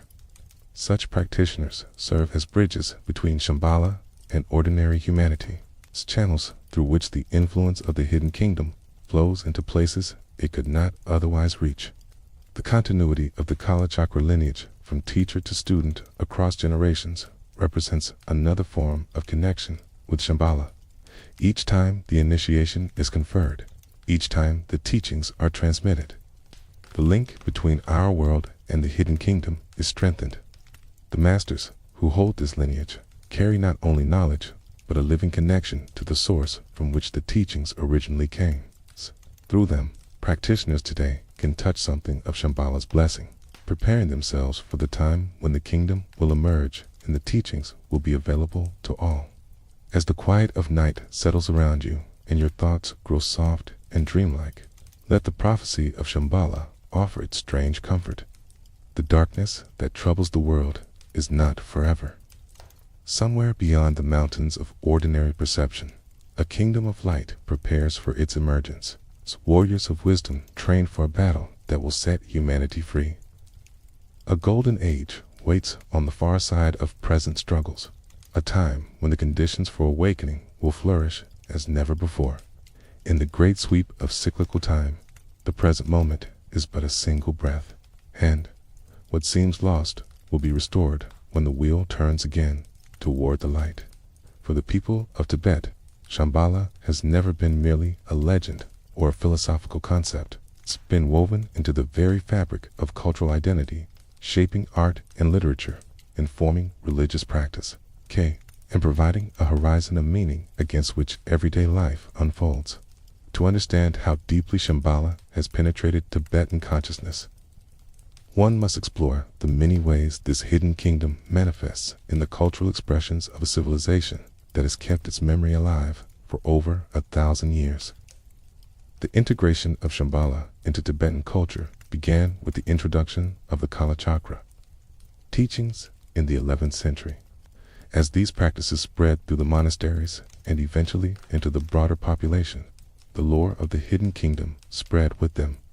Stories of Shambhala became part of the common heritage told by parents to children, sung by bards in market squares, depicted in paintings that adorned temple walls. The kingdom was not a remote abstraction known only to scholars, but a living presence in the collective imagination. Cage as real to ordinary Tibetans as the mountains that surrounded their villages. The guidebooks to Shambhala, those remarkable texts known as lamyig, represent one of the most distinctive literary genres to emerge from this cultural engagement. These works combine elements of travel literature, spiritual instruction, and visionary geography in ways that have no parallel in other traditions. Authors, ranging from anonymous monks to the highest lamas of the land, contributed to this genre, each adding their voice to the chorus of those who mapped the path to the hidden kingdom. The accumulated body of lamyig literature forms a treasury of wisdom about both outer and inner journeys. Reading these guidebooks, one encounters passages of striking geographical specificity, alternating with instructions for meditation and moral preparation. A text might describe a particular mountain pass in terms precise enough to suggest actual topography, then follow with warnings about demons that must be overcome through compassion rather than combat. Rivers are named and distances measured, yet the traveler is also told that progress depends entirely on spiritual advancement. This interweaving of literal and symbolic creates a literary form uniquely suited to describing a destination that exists at the boundary between physical and transcendent reality. The third Panchen Lama's guidebook, composed in the 18th century, became perhaps the most influential of all lamyig texts. His detailed account of the route to Shambhala was studied by generations of practitioners. Its descriptions memorized and contemplated as aids to both meditation and potential pilgrimage. The Panchen Lama wrote with the authority of one of Tibet's highest spiritual leaders, lending his work a credibility that ensured its wide circulation. Copies spread throughout the Tibetan cultural sphere, from Mongolia to Bhutan, carrying the vision of Shambhala wherever they traveled. Beyond the specialized genre of guidebooks, Shambhala appears throughout Tibetan literature in contexts ranging from formal religious texts to popular folk tales. Histories of Buddhism in Tibet often reference the hidden kingdom as the source of the Kalachakra teachings, grounding the entire tradition in connection with that sacred land. Biographies of great masters sometimes include accounts of visionary journeys to Shambhala, where teachings were received directly from the Kalki king. Even secular literature occasionally invokes Shambhala, as an ideal against which the imperfections of ordinary kingdoms might be measured. The visual arts of Tibet provide another window into the cultural significance of Shambhala. Think of paintings. Those distinctive Tibetan scroll paintings that serve both devotional and instructional purposes frequently depict the hidden kingdom and its rulers. These images translate the verbal descriptions of the texts into visual form, creating representations that practitioners can contemplate as supports for meditation. The paintings follow established iconographic conventions while allowing individual artists scope for interpretation, resulting in a rich tradition of Shambhala imagery. A typical Thangka depicting Shambhala shows the kingdom from above. Its lotus petal shape clearly visible, the palace of Kalapa gleaming at the center. The surrounding ring of snow mountains forms a protective barrier, their peaks rendered in white and silver against skies of deepest blue. Then the petals of the lotus. Smaller details depict the life of the kingdom, its temples and gardens, its inhabitants going about their blessed existence. The overall effect is of a mandala, a sacred diagram that represents not just a place but an entire cosmos organized around spiritual principles.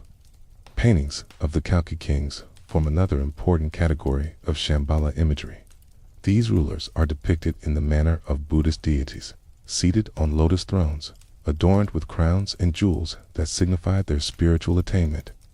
Their faces express the perfect combination of wisdom and compassion that characterizes enlightened beings. Surrounding figures may include ministers and warriors, suggesting the court that assists the king in governing the hidden realm. Such paintings serve as objects of devotion, allowing practitioners to visualize and connect with these enlightened rulers. The prophesied final battle between Shambhala and the forces of darkness has also been a subject for Tibetan artists. These dramatic paintings show the armies of the Kalki king engaging the enemies of the Dharma. With warriors on horseback, flying vehicles filling the sky, and weapons of light striking down the forces of ignorance, despite the violent subject matter. These images maintain the serene quality characteristic of Tibetan religious art, suggesting that even warfare conducted for enlightened purposes partakes of a higher peace. The battle scenes serve as reminders of the prophecy and as inspiration for practitioners to prepare themselves for the transformation to come. Murals in temples and monasteries throughout the Tibetan world include Shambhala imagery as part of their comprehensive depictions of Buddhist cosmology and history. A pilgrim visiting a major monastery might encounter paintings of Shambhala alongside images of the Buddha's life, the great masters of the lineage, and the various realms of existence described in Buddhist teachings. This integration places Shambhala firmly within the framework of accepted religious truth, not as an isolated legend, but as an essential component of the larger Buddhist worldview. The creation of Shambhala imagery was itself considered a spiritual practice, an offering that generated merit for the artist and benefit for all who would view the finished work. Artists prepared for their task through purification, rituals, and meditation, approaching the painting of sacred subjects with the same reverence they would bring to any religious undertaking. The resulting images were consecrated by lamas, transforming them from mere representations into vessels of blessing. To gaze upon such a painting with devotion was to receive something of the grace that flowed from Shambhala itself. Accounts of visionary journeys to Shambhala constitute another important category of cultural expression. These narratives describe experiences in which practitioners, usually through meditation or dream, traveled to the hidden kingdom and received teachings or blessings there. Unlike the guidebooks, which describe how one might make such a journey, these accounts report what was encountered upon arrival. They provide glimpses of Shambhala as experienced by those who claim to have visited it, adding personal testimony to the accumulated tradition. Such accounts typically describe the visionary traveling through landscapes of increasing beauty and purity, passing tests that verify spiritual readiness, and finally arriving at the gates of Shambhala. The kingdom itself is portrayed in terms consistent with the textual descriptions though often enriched with details that bear the stamp of individual experience. Encounters with the Kalki king and other inhabitants are recounted, along with the teachings received during the visit. The return journey brings the visionary back to ordinary consciousness, carrying blessings that transform their subsequent practice. The cultural significance of these visionary accounts extends beyond their content to their function within Tibetan society. They served as confirmation that the hidden kingdom was accessible to those who prepared properly, encouraging other practitioners to undertake the necessary training. They provided fresh information about Shambhala that supplemented the ancient texts, suggesting that the kingdom remained actively engaged with the outer world. They established the spiritual credentials of the visionaries themselves, whose reported experiences demonstrated the depth of their realization. Music and ritual performance also carried the influence of Shambhala through Tibetan culture. Ceremonies associated with the Kalachakra initiation included prayers and invocations that referenced the hidden kingdom, calling upon its blessings for all participants. Monastic dances sometimes depicted episodes from the Shambhala prophecy, with masked performers representing the Kalki king and his warriors. These performative expressions brought the story of Shambhala to life in ways that complemented the static imagery of paintings and the verbal accounts of texts. The annual cycle of Tibetan religious observance included occasions when attention focused particularly on Shambhala. Certain auspicious days were considered especially powerful for practices connected with the hidden kingdom. It's times when the barriers between realms grew thin and connection became easier. Practitioners would gather to recite prayers, make offerings, and visualize the kingdom with special intensity. These collective observances reinforced the sense of Shambhala as a living reality relevant to the ongoing spiritual life of the community. For ordinary Tibetans who might never undertake advanced tantric practices, Shambhala nonetheless provided a powerful image of what enlightened society could look like. In a land where political circumstances were often difficult and material conditions harsh, the vision of a kingdom free from suffering offered hope and inspiration. Farmers and herders, merchants and craftspeople, all knew the stories of Shambhala, even if they did not study the technical details of the Kalachakra system. The hidden kingdom belonged to everyone, a shared treasure of the collective imagination. The Tibetan diaspora that followed the upheavals of the 20th century carried the cultural heritage of Shambhala to new lands. Refugees establishing communities in India, Nepal, and eventually throughout the world brought with them the texts and paintings, the memories and practices that kept Shambhala alive in the Tibetan heart. The transmission of this heritage to new generations, whether in exile communities or in Tibet itself under changed circumstances, ensures that the cultural significance of Shambhala continues to evolve, even as its essential meaning remains constant within the traditional Tibetan calendar. The cycle of years itself carries associations with Shambhala through the Kalachakra system. The 60-year cycle used in Tibetan astrology derives from the Kalachakra teachings, linking the measurement of time itself to the hidden kingdom, where those teachings are preserved in their fullest form. Each New Year celebration thus implicitly honors the connection between Tibet and Shambhala, reinforcing bonds that extend from the counting of days to the deepest questions of spiritual meaning. The architectural traditions of Tibet also reflect the influence of Shambhala, particularly in the design of temples and monasteries associated with the Kalachakra. These structures incorporate symbolic elements derived from descriptions of the hidden kingdom, their proportions and orientations echoing the sacred geometry of Shambhala itself.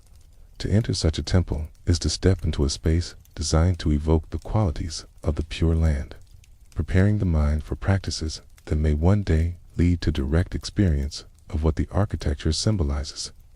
Folk beliefs surrounding Shambhala added yet another layer to its cultural presence.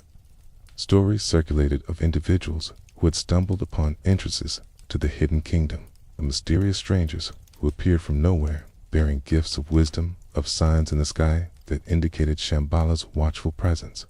These popular beliefs, while sometimes dismissed by sophisticated scholars, testify to the depth of Shambhala's penetration into the Tibetan imagination. The hidden kingdom was not confined to monasteries and scriptural texts, but lived in the hearts of common people who found in it a source of wonder and hope. As you rest in the gathering stillness of the night, imagine the countless expressions of Shambhala that have emerged from Tibetan culture across the centuries. See the Thangka painter carefully applying gold leaf to the rooftops of Kalapa. Hear the monks chanting prayers that invoke the blessing of the Kalki king. Watch the masked dancers bringing the ancient prophecy to life in the courtyard of a mountain monastery. All of these cultural expressions, in their diverse forms, point toward the same hidden reality. It's a kingdom of light that has inspired some of the most beautiful and profound creations of the human spirit. When knowledge of Shambhala first reached the West, it entered a cultural landscape already primed for fascination with Eastern mysteries. The 19th century had witnessed a growing European and American interest in Asian religions, fueled by translations of Sanskrit texts, accounts of travelers to distant lands, and a romantic longing for spiritual wisdom that seemed lacking in the industrializing West. Into this receptive environment, the legend of Shambhala arrived like a seed, finding fertile soil, quickly sprouting into new forms that blended authentic tradition with Western imagination. The Theosophical Society, founded in 1875 by Helena Blavatsky and others, played a crucial role in introducing Shambhala to Western audiences.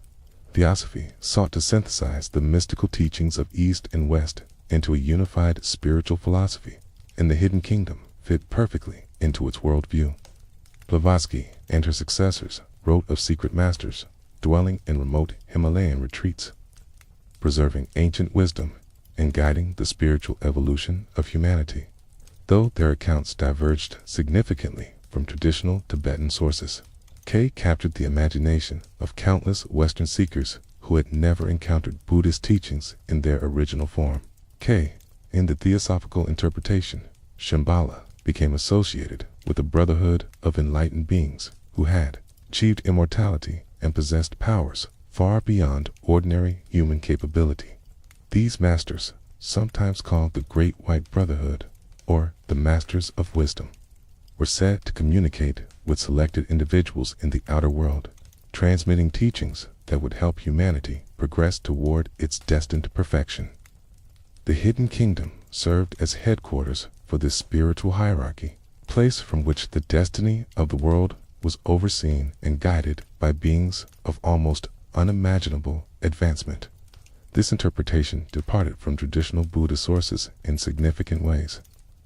The Tibetan understanding of Shambhala emphasizes its role as a repository of the Kalachakra teachings, a Buddhist Pure Land whose inhabitants practice the Dharma toward the goal of enlightenment.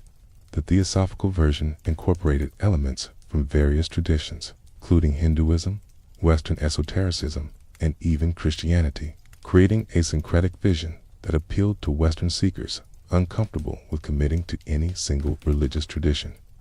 The result was a Shambhala that felt accessible to those who knew nothing of Buddhism, yet which bore only partial resemblance to what Tibetan sources actually described.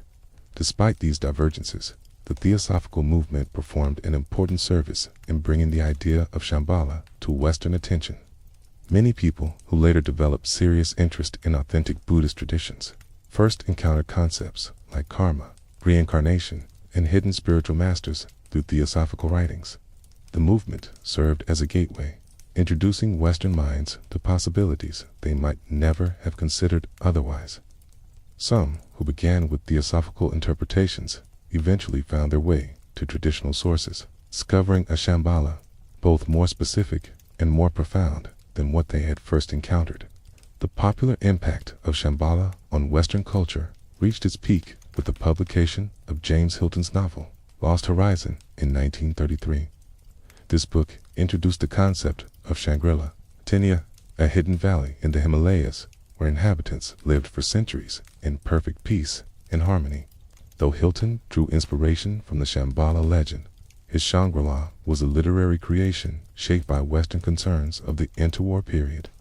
The threat of another devastating war loomed over Europe, and the vision of a hidden refuge where wisdom and beauty were preserved against the destruction of the outside world resonated deeply with anxious readers.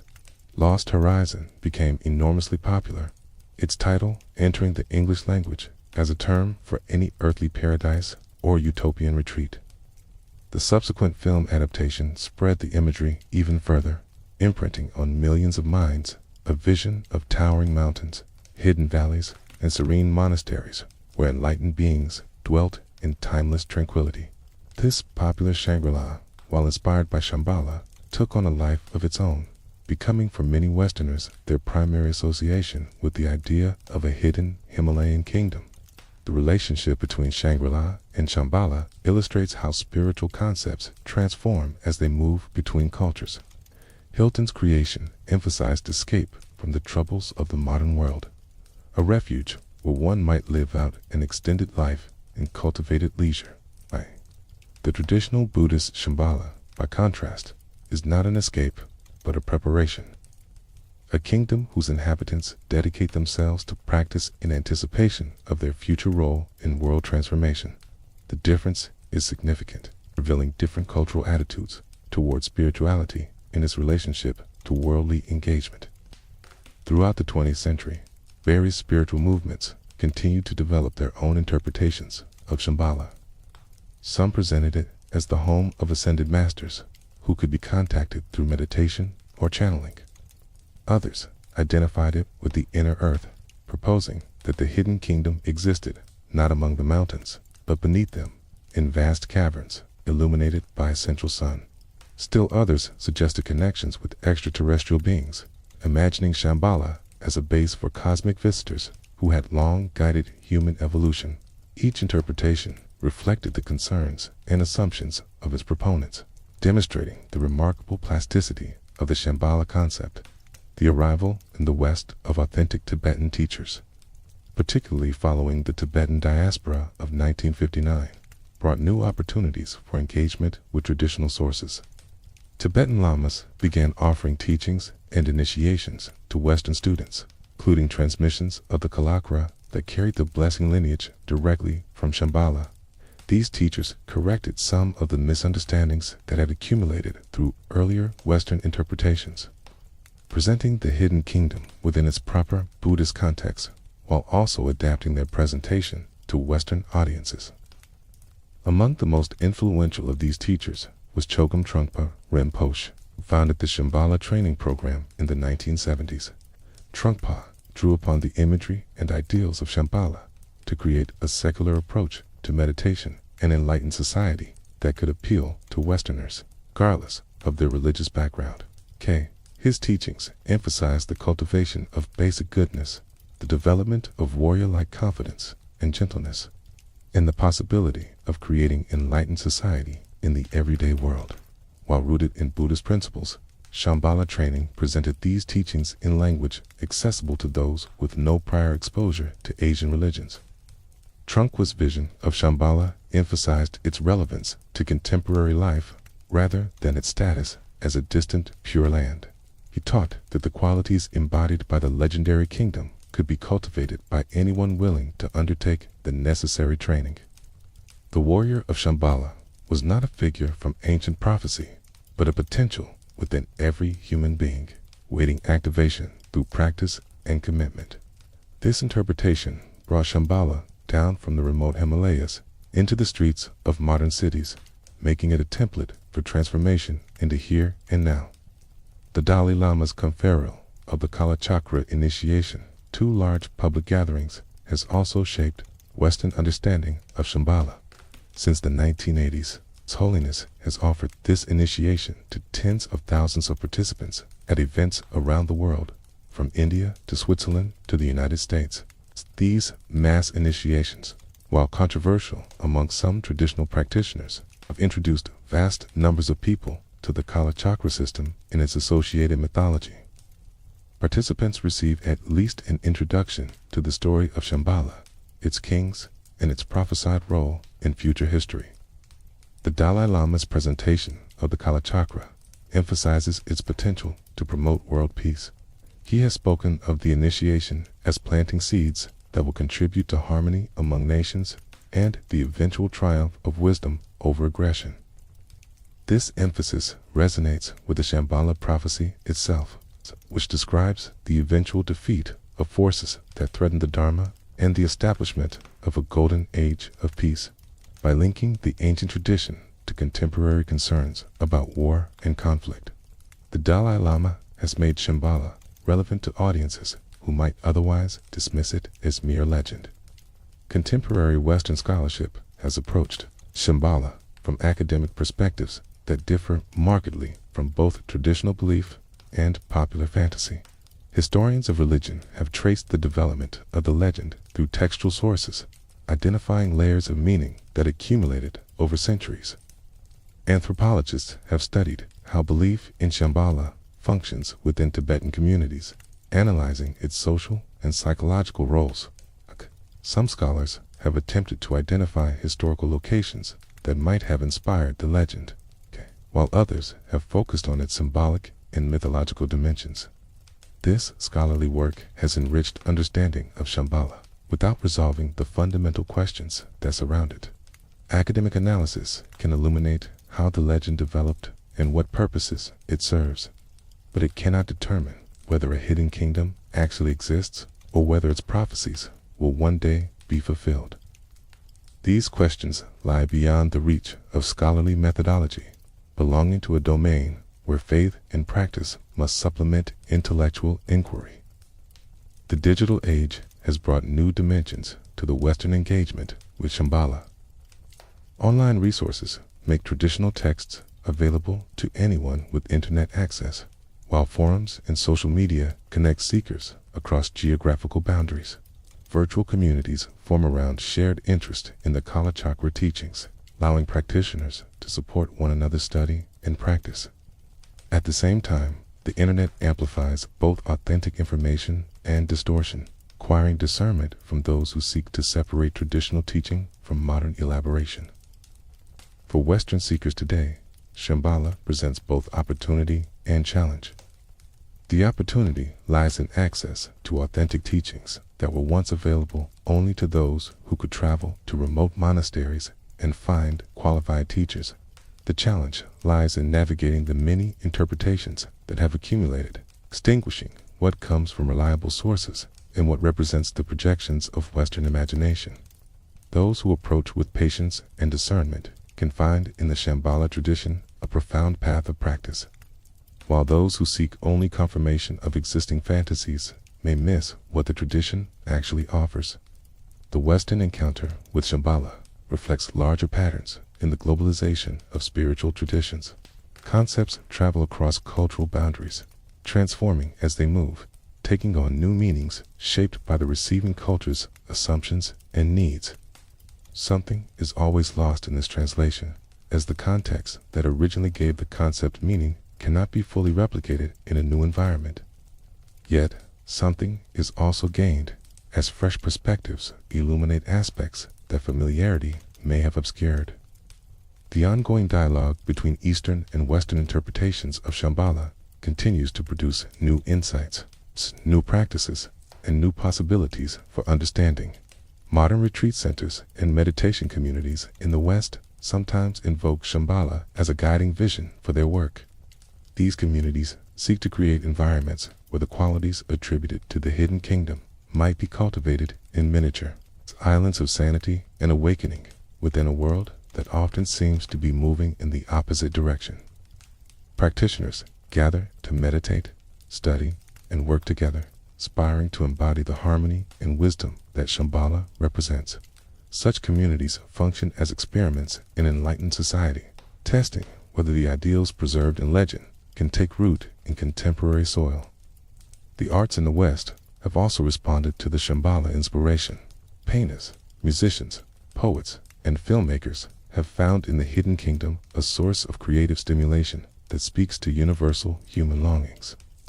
Their works interpret Shambhala through the lens of Western artistic traditions, producing expressions that neither traditional Tibetans nor earlier Western interpreters could have imagined. This creative engagement adds yet another layer to the ever-expanding cultural presence of Shambhala, ensuring that the legend continues to evolve and inspire. Perhaps most significantly, the Western encounter has prompted reflection within traditional Buddhist communities about the meaning and relevance of Shambhala for the modern world. Teachers have had to consider how to present ancient teachings to audiences with very different backgrounds and assumptions. This process of translation and adaptation continues as each generation of teachers responds to the questions and needs of their students. The tradition proves itself living rather than merely preserved, capable of growth and responsiveness, even as it maintains continuity with its sources. As sleep approaches and your mind drifts toward the threshold of dreams, consider your own place in this centuries-long encounter between West and East. The legend of Shambhala has traveled far from its origins in ancient tantric texts, passing through countless minds that each added something to its meaning. It has survived translation and transformation, misunderstanding and appropriation, merging in forms that both preserve and alter its original essence. Whatever Shambhala ultimately is, it has demonstrated remarkable power to capture human imagination across cultures, speaking to something deep within us that longs for hidden wisdom, for perfect peace, for a kingdom where our highest possibilities are fully realized. Throughout the centuries of teaching about Shambhala, the wisest masters have always pointed toward a dimension of the legend that transcends questions of geographical location or historical prophecy. This is the inner Shambhala, the hidden kingdom understood not as a place on any map, but as a state of consciousness, a quality of being that can be discovered within the landscape of one's own mind. To turn inward in search of Shambhala is to undertake a journey no less real than any physical expedition, yet one that requires no passport, no provisions, no crossing of mountain passes. The territory to be explored lies as close as your next breath. The teaching of inner Shambhala does not contradict or replace the understanding of an outer kingdom hidden somewhere in the physical world. Rather, it reveals another dimension of the same truth. Just as a jewel can be viewed from multiple angles without any single view exhausting its reality, the outer and inner Shambhala are not two different things, but two aspects of a single mystery, related as intimately as a face and its reflection in still water. Those who seek only the outer kingdom while neglecting the inner will never find what they are looking for. For the gates of Shambhala open only to those whose inner landscape has been prepared to receive what lies beyond. The inner Shambhala is often described as a state of fundamental wakefulness, clarity of awareness that perceives reality without the distortions introduced by habitual patterns of thought and emotion. In ordinary experience, our perception is filtered through layers of conditioning that we have accumulated over a lifetime and, according to Buddhist teaching, over countless lifetimes before this one. We see what we expect to see, rather than what is actually present. We react automatically, rather than responding freshly to each unique moment. This conditioned perception obscures the natural luminosity of mind, hiding it as effectively as clouds hide the sun. Meditation practice serves as the primary means for clearing these obscurations and discovering the inner Shambhala. Through sustained attention to the present moment, the practitioner gradually learns to recognize the difference between the conditioned reactions of habit and the unconditioned awareness that lies beneath them. This recognition does not come easily or quickly. The patterns that veil our natural wakefulness are deeply ingrained, reinforced by countless repetitions over countless years. Yet, with patience and persistence, the veils begin to thin, and glimpses of something vast and luminous begin to appear. The Buddhist meditation traditions offer a wealth of techniques for undertaking this inner journey. Some practices focus on calming the turbulence of the mind, allowing thoughts and emotions to settle like sediment in still water until the underlying clarity becomes visible. Other practices cultivate insight into the nature of experience itself, examining the moment-by-moment arising and passing of phenomena until their essential emptiness becomes apparent. Still, other practices work directly with the energy of the body, transforming the subtle currents that flow through channels invisible to ordinary perception. Each approach offers a doorway into the inner Shambhala suited to different temperaments and levels of development. The Kalachakra system, so intimately connected with the legend of outer Shambhala, provides its own sophisticated methods for inner transformation. These practices work with the relationship between the external cosmos and the internal cosmos of the human body, recognizing that the same principles govern both domains. The cycles of time that shape the universe also shape the rhythms of breath and consciousness within each individual. By understanding and working with these internal cycles, the practitioner can accelerate their movement toward liberation, accomplishing in a shorter time what might otherwise take many lifetimes. Central to the Kalachakra approach is the recognition that the human body contains within it a complete map of the cosmos. The subtle channels through which energy flows correspond to the features of the external universe. The vital winds that move through these channels mirror the movements of celestial bodies through the heavens. The drops of essence that dwell at key points in the body parallel the fundamental elements from which all matter is composed. By working with these internal structures through visualization and energy practices, the meditator transforms their own body into a mandala, a sacred representation of enlightened reality. The ultimate goal of these practices is the realization of what is called the clear, light nature of mind. This is not a state that is created or manufactured through meditation, but rather the fundamental nature of awareness itself, temporarily obscured by conditioning, but never actually lost or damaged. When the obscurations are cleared away, this clear light shines forth spontaneously, revealing a quality of consciousness that has always been present, but unrecognized.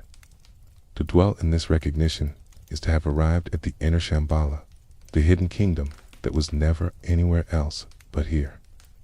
Teachers sometimes describe this realization through the analogy of the sun and clouds. The sun shines continuously, its light and warmth never ceasing. Yet, from the perspective of someone standing on the ground beneath a heavy layer of clouds, the sun seems to be absent or hidden. Meditation practice is like a wind that gradually disperses the clouds, allowing more and more sunlight to reach the ground. The sun was never actually hidden, only our perception of it was blocked. Similarly, the clear, light nature of mind is never truly obscured, only unrecognized due to the clouds of mental conditioning that block our view. The journey to inner Shambhala unfolds in stages that parallel the stages of the outer journey described in the guidebooks. Just as the physical traveler must cross deserts and climb mountains, facing tests at each stage, so too does the inner traveler encounter obstacles and challenges along the way. Powerful emotions arise that can seem like demons blocking the path. Distractions multiply that can lure the practitioner away from their purpose. Periods of dryness and difficulty test a commitment to continue. Yet, just as the outer guidebooks promise that sincere seekers will receive help at crucial moments, so too do inner practitioners find that support appears when most needed. The obstacles encountered on the inner journey are not merely inconveniences to be endured, but opportunities for deeper transformation. Each difficulty, when met with awareness and equanimity, reveals something about the nature of the practitioner's mind. Patterns that have operated unconsciously for years become visible when they arise as obstacles in meditation. This visibility creates the possibility of freedom, for what is seen can be released, while what remains unconscious continues to bind. The challenges of the path are thus secret gifts, disguised as difficulties, but offering liberation to those who receive them rightly. As practice deepens, the qualities associated with Shambhala begin to manifest in the practitioner's life. Wisdom develops naturally as the clarity of mind increases. Compassion grows as the barriers between self and other become more transparent. A quality of fearless confidence emerges that can meet whatever circumstances arise without being destabilized. These are not accomplishments achieved through effort, but natural expressions of the awakened state. Like rays emanating from the sun, the practitioner does not become a different person, but rather becomes more fully who they always were beneath the layers of conditioning. The relationship between inner transformation and outer circumstances reveals one of the most profound aspects of the Shambhala teaching. As the practitioner's awareness clarifies, their experience of the external world transforms correspondingly. What once seemed threatening may now appear workable. What once seemed ordinary may now reveal unexpected beauty. The very same environment that provoked irritation or fear in the past may now evoke appreciation and delight. This is not self-deception or wishful thinking, but an actual change in perception resulting from the removal of distorting filters. Some teachers suggest that the outer kingdom of Shambhala becomes accessible precisely as the inner kingdom is realized. The barriers that hide the physical Shambhala from ordinary perception are the same barriers that hide the clear, light nature of mind from ordinary awareness. As these barriers dissolve through practice, what was hidden becomes visible at both levels simultaneously. The practitioner who achieves sufficient realization may indeed find themselves able to perceive and even enter the geographical Shambhala that remains invisible to others. Inner and outer prove to be not two paths, but one. The implications of this teaching extend beyond individual transformation to encompass the collective destiny of humanity.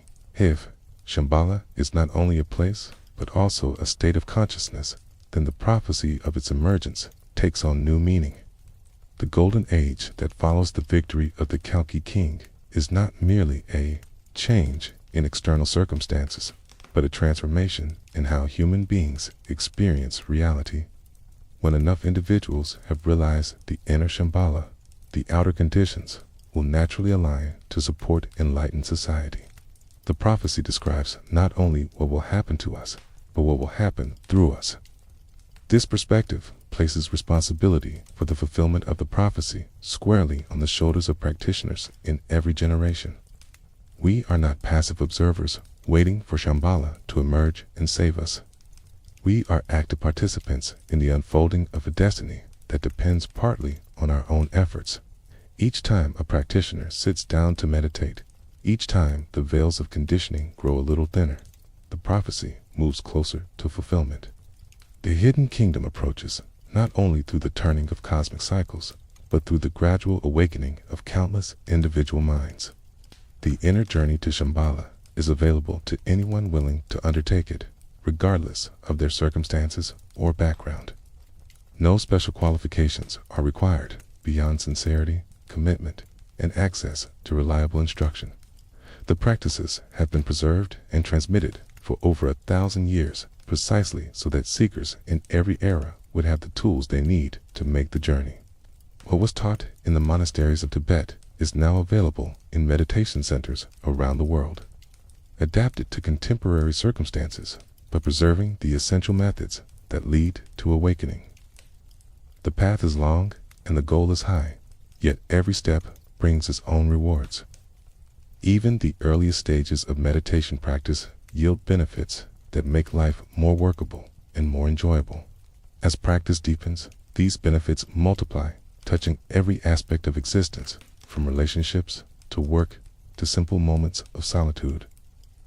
The journey to inner Shambhala is not a grim ordeal to be endured for the sake of future attainment, but a gradual blossoming that enriches each day along the way.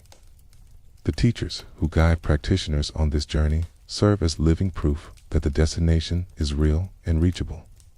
In their presence, one can sense the qualities of inner Shambhala radiating outward, touching all who come into contact with them. Their clarity, their compassion, their unshakable peace amid the turbulence of worldly circumstances demonstrate what becomes possible when the inner kingdom is found.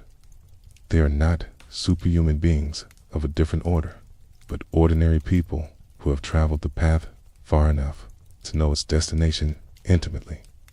Their existence offers encouragement to all who follow, evidence that the ancient maps still lead where they have always led. The practice of meditation itself becomes a daily return to Shambhala, a regular visit to the hidden kingdom within. Each session offers an opportunity to release a little more of what obscures, to settle a little deeper into what has always been present. Over time, what was glimpsed only in formal meditation begins to permeate daily life. The boundaries between practice and non-practice grow thin, till every moment carries something of the quality that was first discovered on the cushion. Life itself becomes the path, and the path becomes indistinguishable from the goal. As your body rests and your mind grows quiet, you may sense the first hints of that inner territory waiting to be explored. In the spaces between thoughts, in the stillness beneath the surface activity of the mind, something vast and luminous rests in patient silence. This is the inner Shambhala that the masters point toward, closer than your own heartbeat, yet overlooked through lifetimes of distraction. The journey there requires no movement through space, only a settling into what is already present, a relaxation of the grasping that keeps us perpetually elsewhere. In this very moment, if you let everything be exactly as it is, you may catch a glimpse of the kingdom that was never hidden anywhere but in plain sight. We have traveled far together through the mystery of Shambhala, from the first whispers of a hidden kingdom among the highest mountains of the world to the inner landscape of consciousness, where that kingdom reveals its deepest meaning. We have explored ancient texts and modern interpretations, visionary journeys and scholarly analyses, prophecies of future transformation, and practices for present awakening. Now, as this exploration draws toward its close, we may step back to consider what this remarkable legend offers to humanity as a whole, what enduring significance it holds for all who feel its pull across the centuries. Shambhala speaks to something fundamental in the human heart, a longing that transcends the boundaries of culture, religion, and historical period. This is the longing for a world where wisdom prevails over ignorance, where compassion triumphs over cruelty, where the highest human possibilities find full expression rather than remaining stunted by the conditions of ordinary existence. Every civilization has given voice to this longing in its own way, imagining golden ages in the past or utopias in the future, dreaming of gardens from which we were exiled or kingdoms to which we might one day return.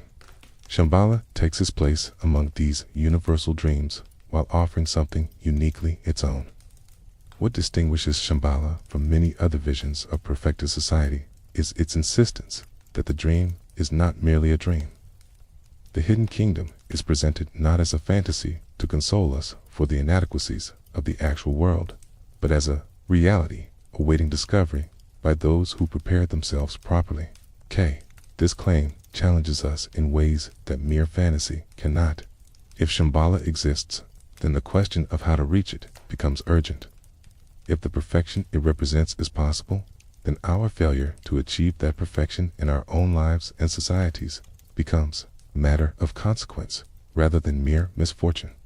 The legend also challenges the assumption that spiritual accomplishment requires withdrawal from the world. The inhabitants of Shambhala are not monks secluded in remote hermitages, but citizens of a functioning society engaged in the full range of human activities, from governance to family life to scientific inquiry.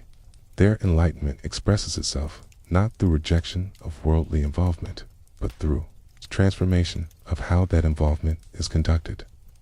This vision suggests that awakening is compatible with engagement, that the highest spiritual achievements can unfold in the midst of ordinary human circumstances rather than requiring their abandonment. For those who suffer under the weight of present circumstances, whether personal difficulties or collective crises, Shambhala offers a horizon of hope that does not depend on naive optimism. The prophecy acknowledges that conditions will worsen before they improve, that the dark age will deepen before the dawn arrives. This honest assessment of present and future difficulties makes the eventual promise of transformation more credible than visions that expect improvement to follow smoothly from current conditions. Hope, grounded in realistic appraisal of challenges, proves more durable than hope that ignores or minimizes them. The teaching of inner Shambhala ensures that the legend remains relevant regardless of whether one believes in a physical hidden kingdom. Even the most skeptical seeker can recognize the value of cultivating the qualities that Shambhala represents: tia, compassion, and fearless confidence that characterize its legendary inhabitants. The inner journey requires no belief in external wonders, only commitment to the practices that clear obscurations and reveal the natural luminosity of mind. In this sense, Shambhala offers something to everyone, from the devoted Buddhist practitioner to the secular meditator seeking only peace of mind. The relationship between individual and collective transformation that the Shambhala teaching illuminates carries profound implications for how we understand our own efforts at personal development. We are not isolated units pursuing private salvation, but interconnected participants in a vast web of mutual influence. Our own awakening contributes to conditions that make awakening easier for others. Their awakening, in turn, supports our continued progress. This understanding transforms spiritual practice from a solitary pursuit into a form of service. Each moment of clarity we achieve rippling outward to benefit beings we may never meet. The arts that have grown up around Shambhala, the paintings and poems, the dances and rituals, testify to the creative power that great spiritual visions can unleash. Human beings need images to inspire them, stories to orient them, symbols through which the ineffable can become partially graspable. Shambhala has provided all of these across many centuries, stimulating the production of works that rank among the treasures of human culture. These creative expressions, in turn, feed back into the tradition, enriching it with layers of meaning that the original sources could not have contained. The persistence of the Shambhala legend through so many centuries and across such diverse cultural contexts suggests that it touches something perennial in human experience. Empires have risen and fallen, religions have spread and contracted, technologies have transformed the conditions of daily life beyond recognition, yet the dream of a hidden kingdom of enlightened beings continues to captivate human imagination. This persistence cannot be explained merely by the inertia of tradition. For traditions that lose relevance eventually fade, regardless of their historical pedigree. Shambhala persists because it continues to speak to needs that do not change, even as surface conditions transform. The global crisis of our current era lends new urgency to the questions that Shambhala raises. As ecological systems strain under the pressure of human activity, as technologies of destruction grow ever more powerful, as conflicts between nations and ideologies threaten stability on every continent, the need for wisdom and compassion to guide human affairs becomes increasingly acute. The Shambhala prophecy, with its vision of a dark age followed by transformation, resonates with our contemporary sense that present trajectories cannot continue indefinitely, that some fundamental shift must occur if humanity is to have a future worth inhabiting. Yet the teaching also cautions against the temptation to wait passively for salvation from outside. The Kalki king and the armies of Shambhala will not do our work for us. Their prophesied intervention addresses a situation in which the Dharma has been nearly extinguished, when human efforts alone are no longer sufficient to turn the tide. Until that moment, the responsibility for preserving wisdom and cultivating compassion rests with practitioners in the ordinary world. We are the ones who must carry the light through the darkness, maintaining what has been entrusted to us until conditions allow for its full flowering. The Kalachakra initiation, through which countless practitioners have established connection with Shambhala, plant seeds that the tradition promises will inevitably ripen into enlightenment. This promise offers comfort to those who recognize how far they are from realization and how limited their time in this life may be. The path does not end with death, but continues through subsequent lives. The momentum of practice carrying forward until all obstacles have been cleared. In this vast perspective, the struggles and setbacks of any single lifetime lose their power to discourage, appearing as small portions of a journey that will eventually reach its destination. The night deepens around you, and the boundaries between waking and sleeping grow soft. Allow the vision of Shambhala to accompany you into rest. Imagine the snow-capped mountains glowing silver under starlight, their peaks guarding secrets that have waited centuries for discovery. Picture the palace of Kalapa rising at the center of the Lotus Kingdom, its crystal walls reflecting the light of wisdom that never dims. See the inhabitants going about their blessed existence, practicing the Dharma, preparing for the role that prophecy assigns them. Tease, sending blessings outward to all beings who suffer in the darkness of ignorance. Feel the connection that links you to that hidden kingdom, subtle but real. A thread of aspiration stretching across the distance that separates ordinary perception from enlightened vision. This connection was established the moment you first felt curiosity about Shambhala, strengthened with each teaching you have received, deepened through every moment of practice you have undertaken. It cannot be broken by doubt or difficulty, for it is woven into the fabric of your being. It's part of the karmic pattern that shapes your journey through existence. Rest now in the knowledge that you are not alone in your seeking. Countless beings have turned their hearts toward Shambhala across the centuries. It's from Tibetan lamas in remote mountain monasteries to Western seekers in modern cities. From kings who ruled great nations to simple practitioners whose names were never recorded. This vast community of seekers spans time and space, united by shared aspiration toward the same luminous goal. You take your place among them, adding your own voice to the chorus that has sung the praises of the hidden kingdom through ages beyond counting. The journey to Shambhala continues in sleep as it does in waking. The practices you have learned, the aspirations you have cultivated, the connections you have established do not cease when consciousness withdraws from ordinary awareness. Dreams may carry you closer to the hidden kingdom than waking perception allows. For in dreams, the rigid boundaries that separate realms grow permeable and fluid. Many practitioners have reported encounters with Shambhala in the dream state, receiving teachings and blessings that transform their subsequent practice. As you release into sleep, remain open to whatever may arise. Let your breathing slow and deepen, each exhalation carrying away a little more of the tension and preoccupation that accumulated through the day. Let your muscles soften and release, your body growing heavy and relaxed as it surrenders to the support beneath it. Let your thoughts float freely without grasping or resistance, clouds drifting across the vast sky of awareness. In this state of gentle release, the distance between you and Shambhala contracts, the hidden kingdom drawing nearer as the ordinary mind grows still. The mystery remains, as it must, for Shambhala would not be Shambhala if its secrets were easily penetrated or its location definitively mapped. Kala. The mystery invites us onward, calling us toward discoveries that we cannot anticipate, transformation we cannot predict. What waits in the hidden kingdom is not merely the fulfillment of existing wishes, but the revelation of possibilities we have not yet learned to imagine. The journey there changes the traveler, so that the one who arrives is not quite the same as the one who set out. May the blessings of Shambhala flow toward you as you rest.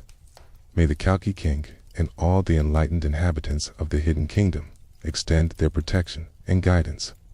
May the obstacles that separate you from your own deepest nature dissolve like morning mist in the rising sun. May you move steadily along the path through this life and all lives to come, until you stand at last within the walls of Kalapa. The journey complete, the mystery revealed, the hidden kingdom finally found to have been nowhere else but here, shining in the heart that was always its true location. In this moment between waking and sleep, between seeking and finding, between the world as it appears and the world as it truly is, something of Shambhala is already present. It appears in the peace that settles over a quiet mind. It appears in the compassion that moves us to wish happiness for all beings. It appears in the wisdom that recognizes the insubstantial nature of the fears and desires that usually drive us. These are not mere approximations of Shambhala, but authentic expressions of its reality. glimpses of the hidden kingdom revealing itself in the midst of ordinary experience. The story of Shambhala that has unfolded across these many passages is not merely a story about the past or the future. It is a story about this very moment, about the possibility that exists right now for transformation and awakening. The hidden kingdom is not waiting at the end of a long journey, but accompanies us at every step. It's invisible only because we have not yet learned to see. As you drift toward sleep, softening the grip of habitual perception, the kingdom draws nearer, its presence more palpable, its blessings more accessible. Rest now and let the dream of Shambhala carry you gently through the night. Let its mountains stand guard over your sleeping form. Let its rivers of blessing flow through your dreams. Let its light illuminate whatever darkness remains within, transforming fear into courage, confusion into clarity, separation into belonging. And when morning comes, may you wake refreshed and renewed, carrying with you some fragrance of the hidden kingdom, some memory of the peace that awaits all who seek it with sincere and patient hearts.